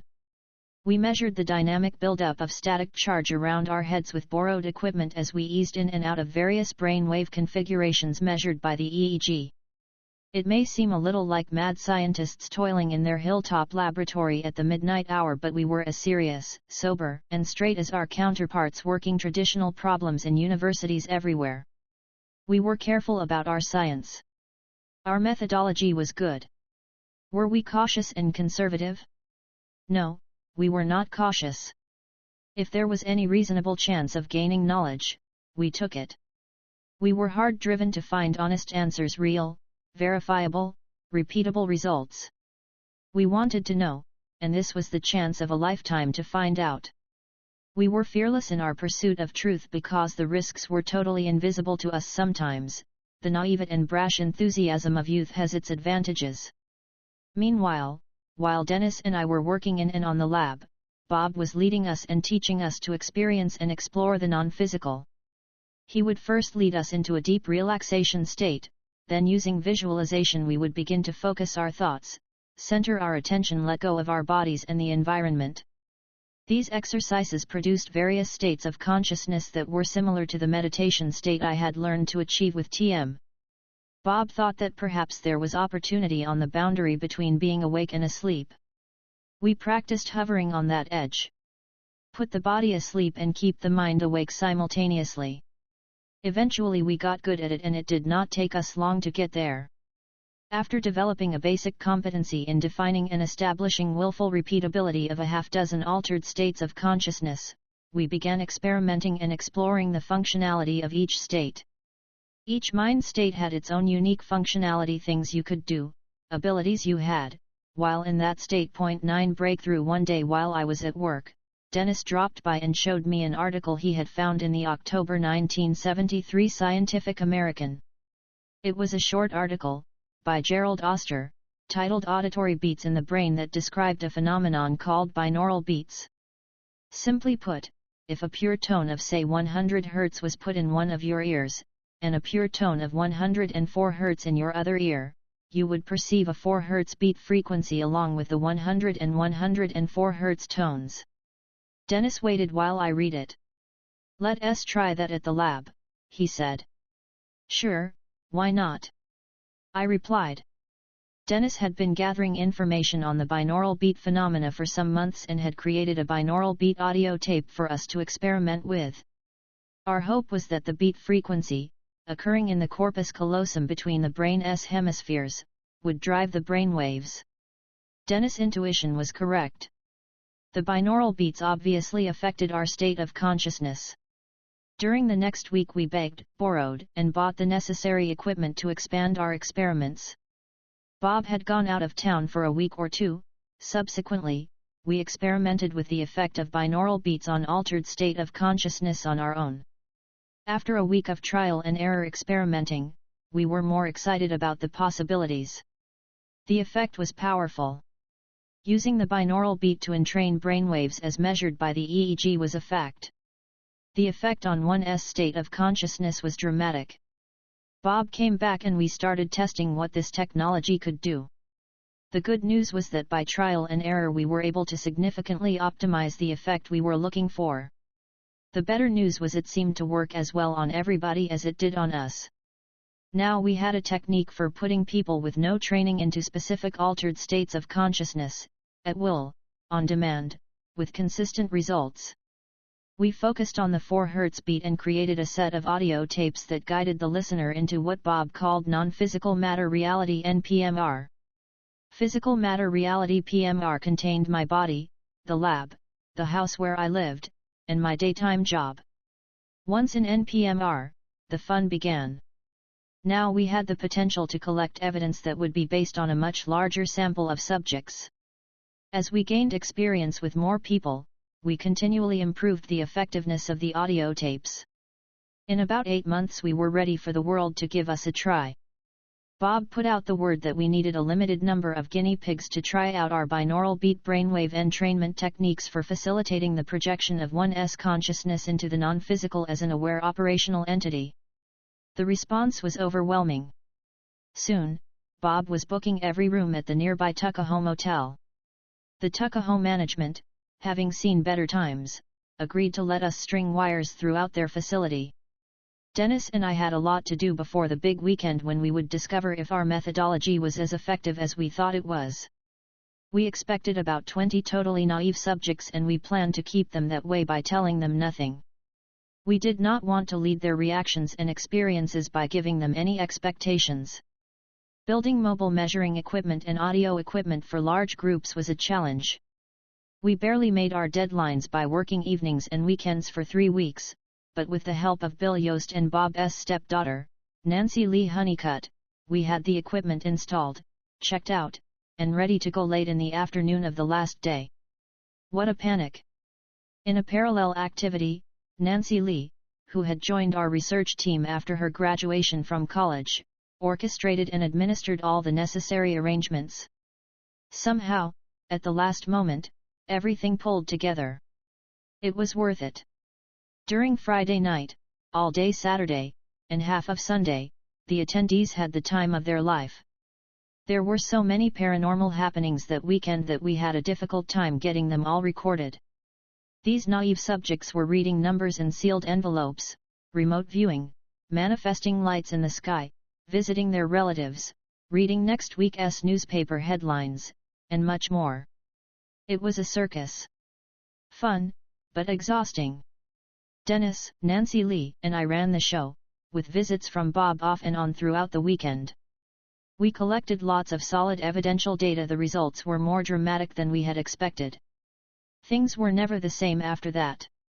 When word got out about the effectiveness of Monroe's program, Bob was swamped with requests from people of all sorts wanting to participate. Bob began to see the makings of a business, and Dennis and I, along with Nancy Lee, became trainers more than researchers. Point 10. But is it real? Let us slip back in time and view the whole from a slightly different perspective. My association with Bob Monroe presented a fantastic opportunity. With those years of practice, Dennis and I could easily differentiate among the various altered states of consciousness and get to them, shift between them, and come back to a normal state at will. However, it was not that easy to begin with. We worked hard and modified the rest of our lives to accommodate our work. I had decided that while I was working at the lab, I would take no mind-altering drugs of any sort. It was going to be confusing enough without that variable floating around in the equation. I had never used any illicit drugs as a student because it did not seem rational. I lived out of my mind. It was my ticket to success. I didn't want to mess anything up. But now I swore off even an occasional beer. Not a drop socially or otherwise. I became a devout teetotaler for the cause of clarity. A few years later, food additives, preservatives, caffeine, and sugar were permanently banished from my diet. I reasoned that subtle natural effects might be washed out by the impact that these substances had on consciousness. I was right. The difference was dramatic. The success of our research hinged on the clear perception of subtle shifts in consciousness. Anything that could potentially muddy those waters was dropped by the wayside. We logged thousands of hours exploring and probing the limits of reality, produced a huge pile of measured data, and filled up boxes full of audio tape that recorded every word of our sessions. The mental space we practiced in was non-physical, bodiless. Unlike my previous TM meditation, we were active, willful, autonomous agents within this larger non-physical reality. We went places, did things, communicated with non-physical beings. It was fun, but neither of us could take it too seriously. Bob was careful to never lead the witness. He played the part of neutral observer, never hinting at what we might experience or how we might experience it. He didn't want his experiences to influence or bias us. As far as we could tell, he had no expectations of what we could, or would, accomplish. Bob knew that if we were to experience the larger reality as he did, we would have to get there on our own. He could guide, but not lead. That would ruin the independent quality of our effort. He wasn't looking for an echo, he wanted to accomplish real science. Initially, Dennis and I had the same problem. Is this stuff real? We would ask each other. How could we tell if what we were experiencing was inside, we were imagining it, or outside, had its own existence independent of us? That was the burning big question for both us and for Bob as well. Eventually we gained enough mental control and facility in working with altered states that Bob thought that we were ready to begin collecting some evidence to determine the operational significance of what we were experiencing in NPMR. Dennis and I were excited about the possibilities, and willing to accept the facts however they came out. We had been eager to objectively test the operational significance of our subjective experiences for some time. Bob had wanted us to wait until he thought we were ready. Neither of us was particularly optimistic or pessimistic. We wanted to know the truth. We were in the discovery mode and open to all possibilities. As long as our methodology was sound, we were confident that eventually enough results would accumulate to tell their own story. One of our first experiments was for Dennis and me to take a trip experience in the non-physical together. Our independent descriptions of what we were experiencing should correlate closely if the experience were real and independent of either of us. From the beginning of our training, we had learned to give real-time descriptions of whatever we experienced. A microphone was suspended from the ceiling above each of our heads. What we said was recorded on tape. Dennis and I could not hear each other because we were in separate soundproof chambers. Dennis and I quickly achieved the appropriate altered state, left our bodies, and met in the non-physical as planned. It was a long adventure. We went places, saw things, had conversations with each other and with several non-physical beings we happened to run into along the way. Bob had let us go a long time before he ended the session and called us back. We pulled off our EEG and GSR electrodes and stumbled out of the darkness into the hallway of the lab in the control room. Bob was waiting for us. After a quick exchange, we knew that this would be a good test because we both had experienced many specific interactions. But were they the same interactions? Bob looked at us deadpan. So, you two think you were together? He asked, trying to sound disappointed. We looked at each other and shrugged our shoulders. Maybe, Dennis said tentatively, at least we perceived meeting each other. Listen to this. Bob said emphatically. The tapes, rewound as we disconnected electrodes and climbed out of our chambers, began to roll forward. We sat down and listened. The correlation was astonishing. For almost 2 hours we sat there with our mouths open, hooting and exclaiming, filling in the details for each other. Bob was now grinning. Now that tells you something, doesn't it? He exclaimed, beaming. He was every bit as excited as we were. I was dumbfounded. There was only one good explanation: this stuff was real. My mind searched for some other more rational explanation. Perhaps only one of us imagined the trip and the other was reading his thoughts telepathically, I said, trying to cover all the possibilities. That was almost as far out as the first explanation, but not quite. The undeniable fact was we had seen the same visuals, heard the same telepathic conversations, and experienced the same clarity. This stuff might actually be real, I said aloud to no one in particular. Dennis and I sat there wide-eyed, incredulous, and at a loss to explain it any other way. I said those same 6 words, this stuff might actually be real, over and over to myself 50 times during the next few days. I could not believe it, but I had to. I was there. This was my own experience. I was not reading this in a book about somebody else. In the vernacular of the times, I was blown away. You cannot understand the impact something such as this has until it happens to you. One more data point was in. My reality was about to get broader and stranger. We repeated that experiment with similar results. It wasn't a phenomenon that depended on the two of us. Nancy Lee and I shared equally astonishing joint experiences. We tried other things as well. We read 3- and 4-digit numbers written on a blackboard next to the control room. Somebody would write a random number and we would read it while our bodies lay asleep. Then they would erase it and write another one, and so on and on. We went places to people's homes and saw what they were doing, then called them or talked to them the next day to check it out. We traveled into the future and into the past.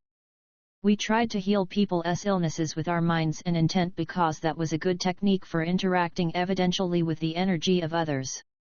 We designed, generated, and tested intent-focusing tools for our use in the non-physical. We diagnosed illnesses in people we never met, but that somebody else knew well. The evidence poured in. Now there were hundreds of data points. Later evidentiary experiences tended to be more clear and often more dramatic than the initial ones. We began to discern subtleties of the altered states where things worked well and where things did not work well. We refined our processes and improved our efficiency slowly during the next 3 years. It was a painstaking trial and error process. Dennis and I were the same demanding and skeptical scientists that had started this adventure, but we had stopped asking if it was real. We now knew the answer. We also realized that one has to experience it oneself to get to that point. Nobody else can convince you. You simply must experience it yourself. All the data in the world, regardless of how carefully taken, become suspect if you are not there to participate and know the truth of the matter firsthand. Old beliefs must be shattered before you can begin to imagine a bigger picture.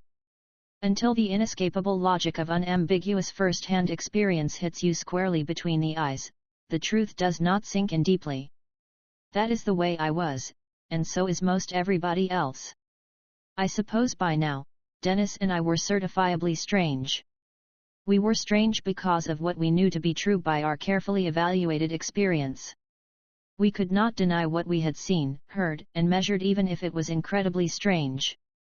We knew how careful, skeptical, and demanding we were. We knew how high our standards of evidence were. We also knew that nobody else could possibly understand unless they experienced these truths for themselves. Once you find true knowledge, ignorance is no longer an option, and if the knowledge you find is unusual, then strange becomes a way of life. Our activity was not entirely internal. For example, Dennis and I were encouraged to volunteer for some remote viewing experiments at a well-known sleep dream lab. The object was, under controlled conditions, to describe pictures being displayed in another room.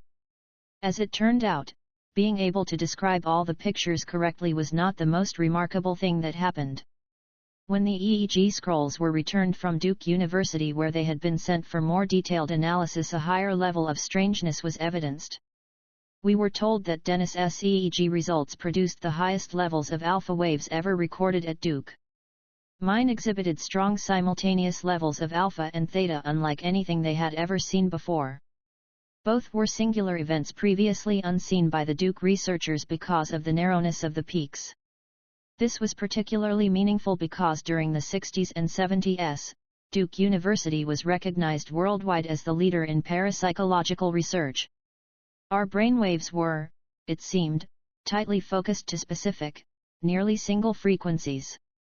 We were not particularly surprised by the tight focusing, but duly noted with interest that out of thousands and thousands of EEG analysis results, ours stood out as blatantly unique. Your data blew them away at Duke, we were told by the researcher. We had for some time felt that what we were learning and developing was uniquely effective at producing specific altered states, but now we had corroborating evidence. An independent lab at Duke had substantiated a physical manifestation of this uniqueness. Once the mental door of indisputable fact is pried open, the light begins to flood through. The old questions returned with new meaning. Now my reality, my picture, was bigger than I could have previously imagined. Nevertheless, I continually wondered if there were other subjective experiences that could produce consistent objective measurable results. Where were the boundaries? How much more reality was out there that I had missed? Could there be other operational states of consciousness hiding in the darkness of my ignorance?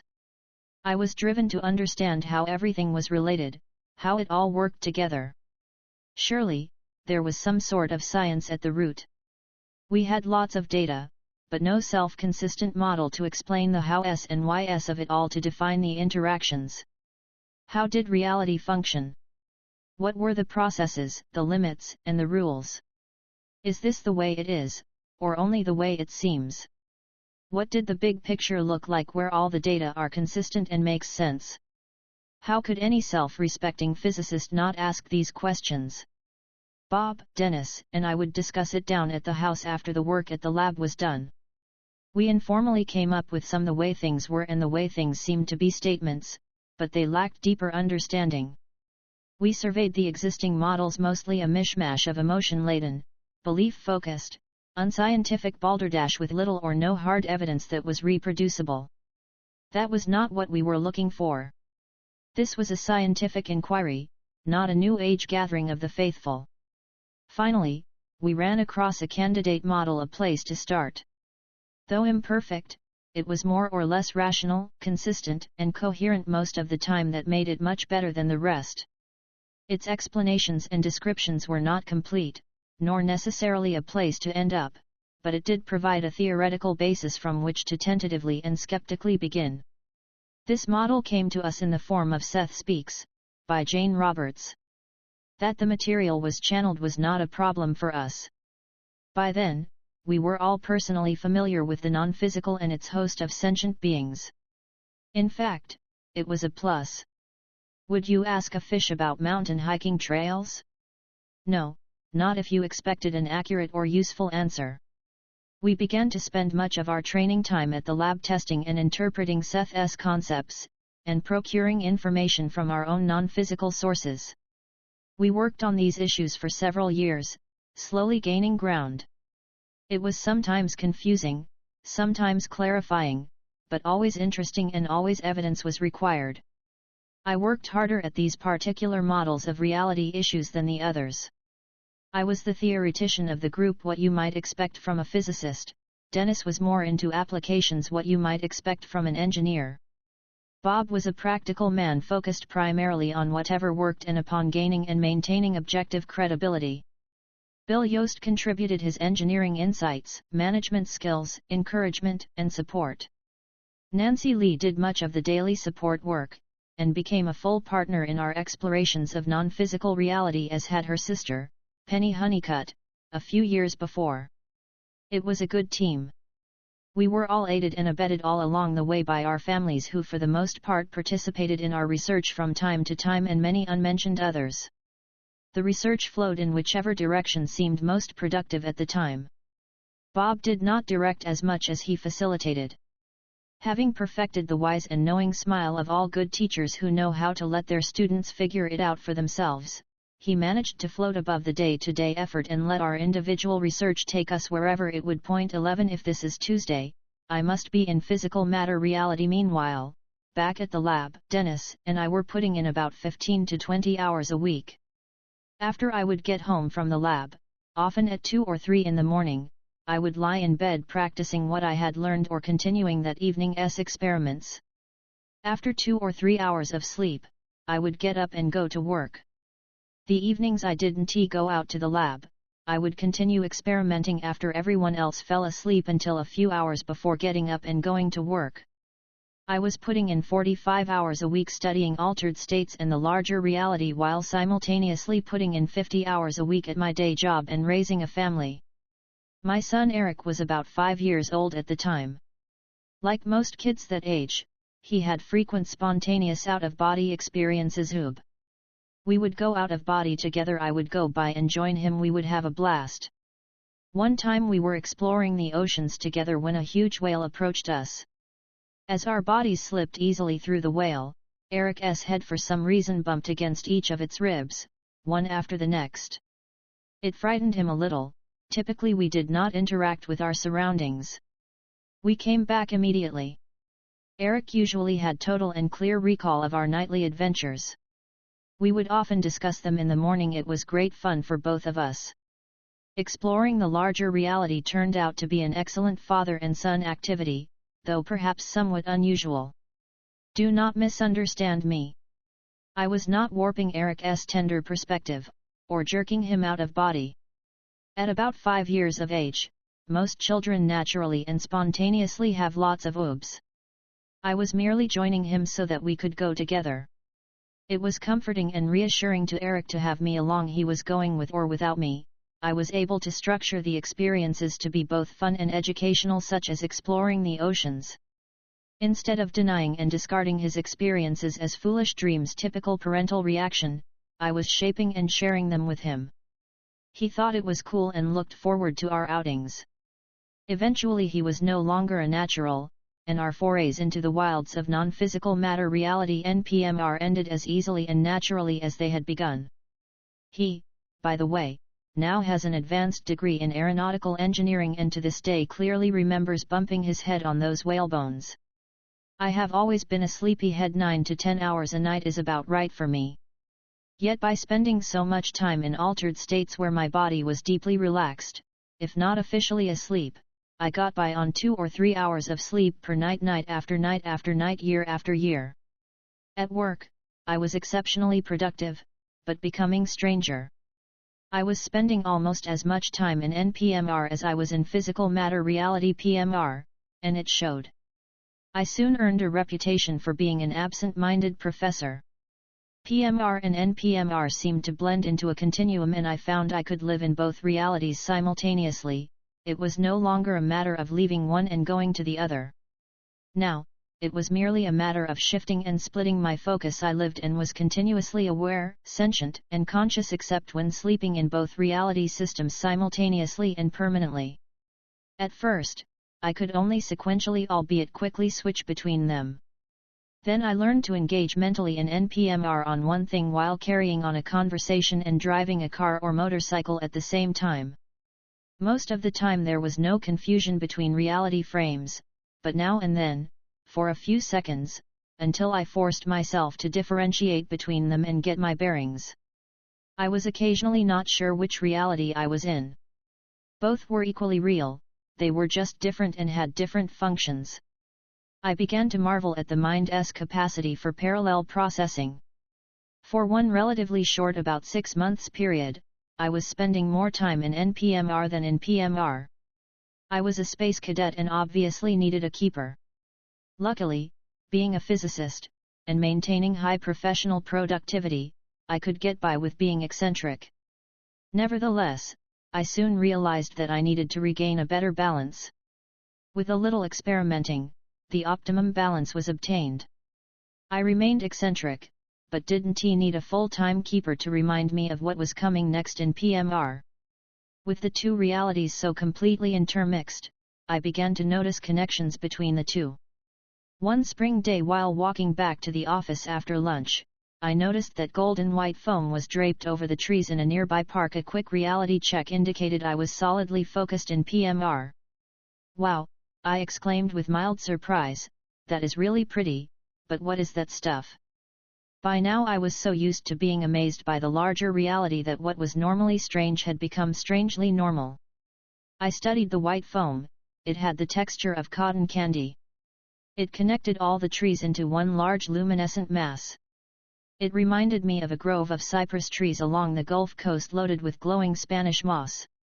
I thought it was very interesting but had no idea what it was. I wondered if other people could see it. I made an effort to be obviously looking at something. A few passers-by turned their heads to see what I was looking at and then went on about their business without any noticeable reaction. I knew that they must not have seen what I saw because what I was looking at was not ho-hum in the least. It was massive and beautiful. If others could see it, there should have been a crowd forming. I went back to work, and looked out of my third-story window to see if the light foam was still there. It was. I closed the door to my office and began to study the phenomenon I was experiencing. I discovered that I could make it disappear and reappear by adjusting the state of my consciousness. Within a few days, I noticed that everything living had this fuzzy light around it and that there were strands of this non-physical cotton candy connecting everything to everything. What about inorganic matter? I wondered.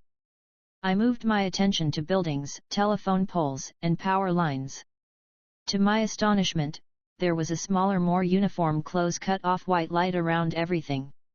The light around the power lines was in motion and bushier than what was around the poles.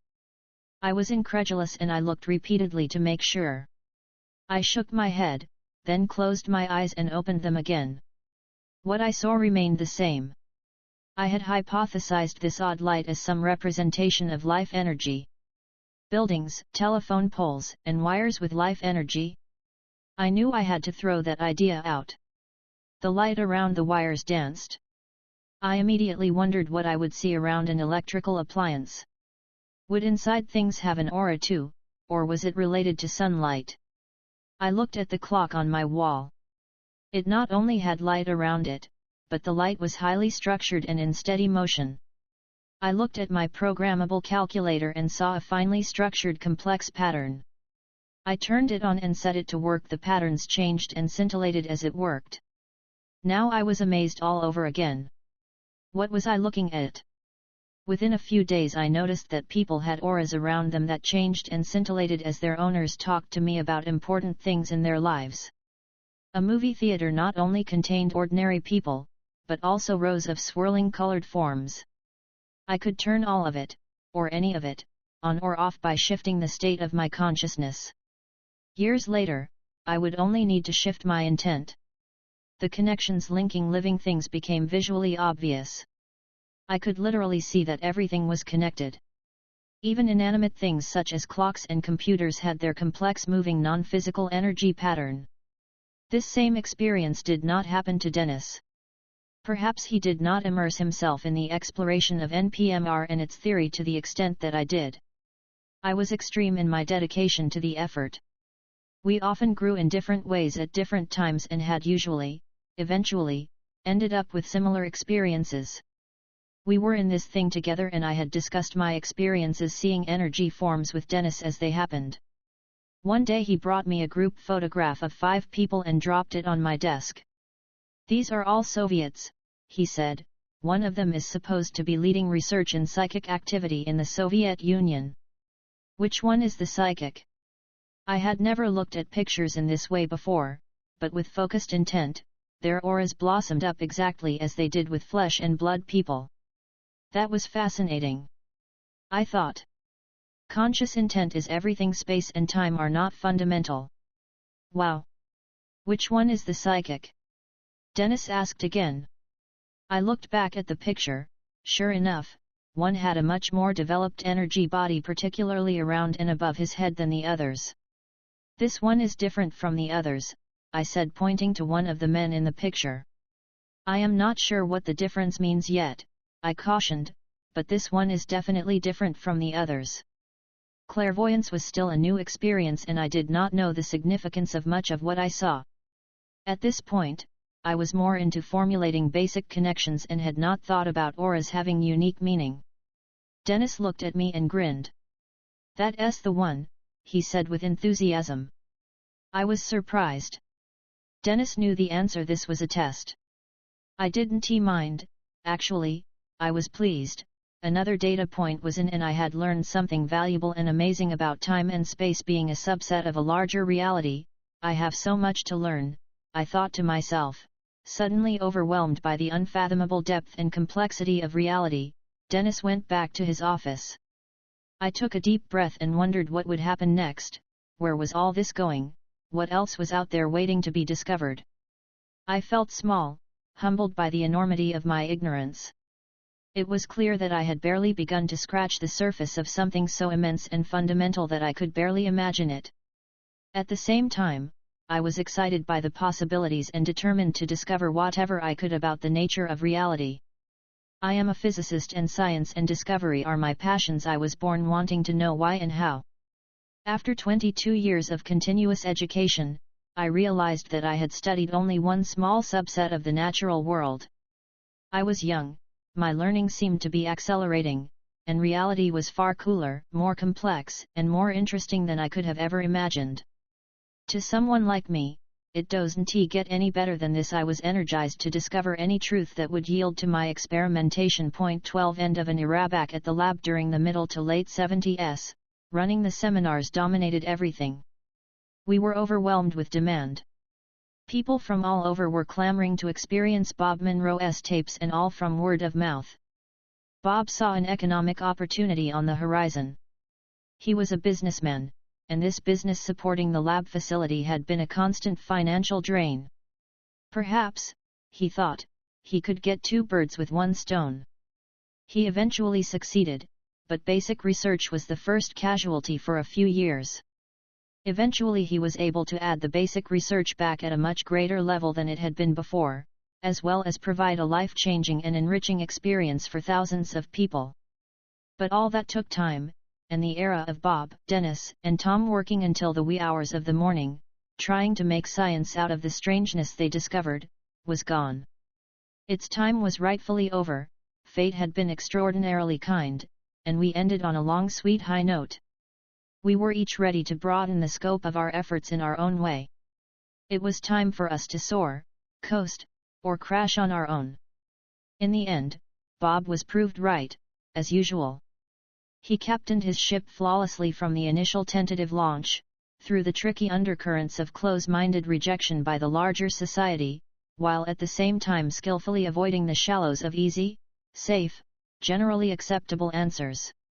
With Bob at the helm, high standards of proof drove off pirate charlatans who wanted to co-opt his success and commandeer his hard-won credibility. Through dedication to honest science, personal integrity, and an intuitive knowing that was steady and reliable, Bob optimized his gifts for the greater good. I do not wish to leave the impression that Bob, Dennis, and I were the only explorers at Whistlefield Research Laboratories during the early 70s. There were others as well who made important contributions to Monroe's overall effort. A few became regulars, making extended connections of various durations, while others were merely passing through, trading knowledge like bees pollinating wildflowers.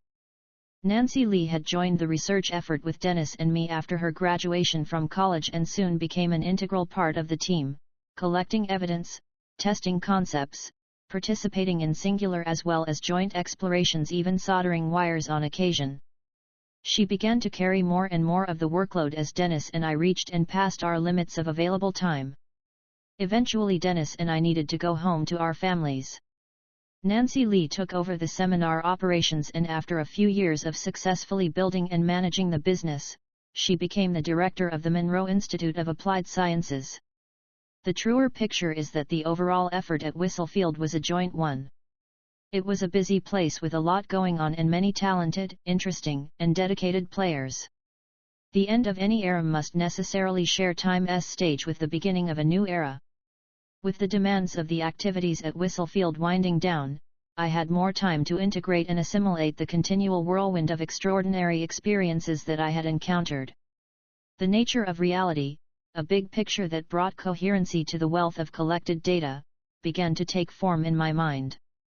Any model or theory had to consistently account for, and accurately contain, the entirety of my experience, the roots of which ran deeper than I had previously imagined. Point 13 Once upon a time, a long time ago, I have often told people who were inquiring about the possibility of learning what I have learned, that if a bone-headed physicist like me could do it, anybody could.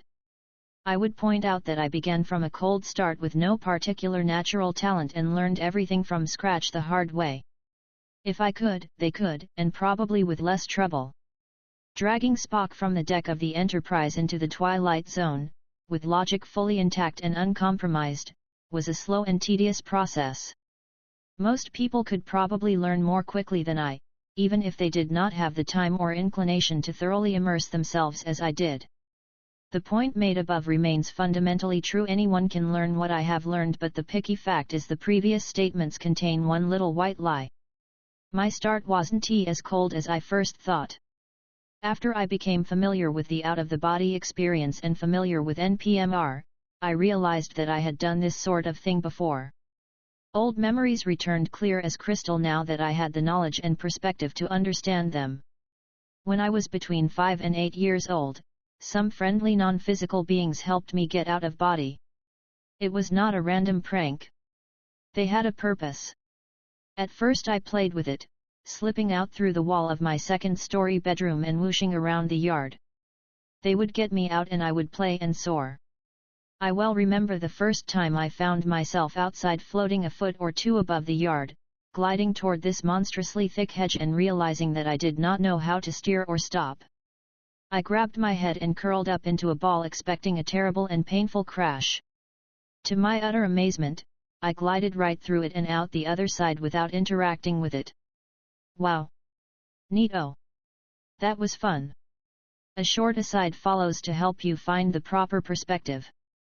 Most children, particularly those younger than 7, have spontaneous, fully conscious out-of-body experiences. Their parents tell them it is just a meaningless dream and they forget about it. These experiences are usually non-threatening and fun for the kids. You may recall some of your out-of-body experiences if your memory is good and the experiences were dramatic. Most adults have spontaneous out-of-body voyages as well, but they are typically not fully conscious and therefore do not qualify as experiences. Out-of-body, as a phenomenon or happening, is much more mundane and common than it is strange. It seems strange because the limitations we place on our concepts of consciousness and reality force us to reject many of the mental functions that are naturally available to our species and to misunderstand the purpose of the mental activities that take place while we are asleep. It is as if we are born with 2 good legs, but never learn to walk because the ability to crawl precedes the ability to walk, and because everybody is completely adapted to crawling around within a social structure that stigmatizes non-crawling nonconformists as wackos. Eventually these helpful beings and I became conversant. How can I do that? Get out of body whenever I want to? I wanted to know. They taught me several techniques. I practiced diligently and got results. Each time I would lose consciousness for a few seconds, regaining consciousness in the out-of-the-body state. I want to be conscious the entire time, I complained, thinking that I would prefer to be more self-sufficient. You will not like it, they said, we black you out for a short time during the transition to make the process more comfortable. I want to do it anyway, I protested. They finally agreed. I immediately started applying one of the techniques they had taught me. As the here and now began to fade away into oblivion, a much fuller and richer awareness took root and began to blossom. Abruptly my body began to vibrate. The amplitude of the vibrations steadily grew larger and larger. My body had become plastic and was being shaken like a loose canvas awning flapping in a strong wind. Whoa! The violence of the oscillations had startled me. I immediately returned to a normal physical reality, lying still in my bed. Okay, I said, let's try that again. The same sequence repeated itself several times. I would pop back into physical reality after the oscillations became large, fast, and violent. Okay, I said, you do it. I was almost instantly awake in the out-of-body state. They won. I never bothered them anymore about doing it my way. Now I realize that I had been had. Those violent oscillations were not necessary. They simply did not want me to become too independent. I noticed that when I was out of body, I was an adult, not a little kid. That was neat. When I came back, I was a kid again. I hung out with my non-physical mentors almost every night. They loved to teach and I loved to learn. We had a great time. One night my adventures in inner space took an unexpected turn that subsequently left nothing the same. Unknown to me, Phase 1 was over and Phase 2 was about to begin.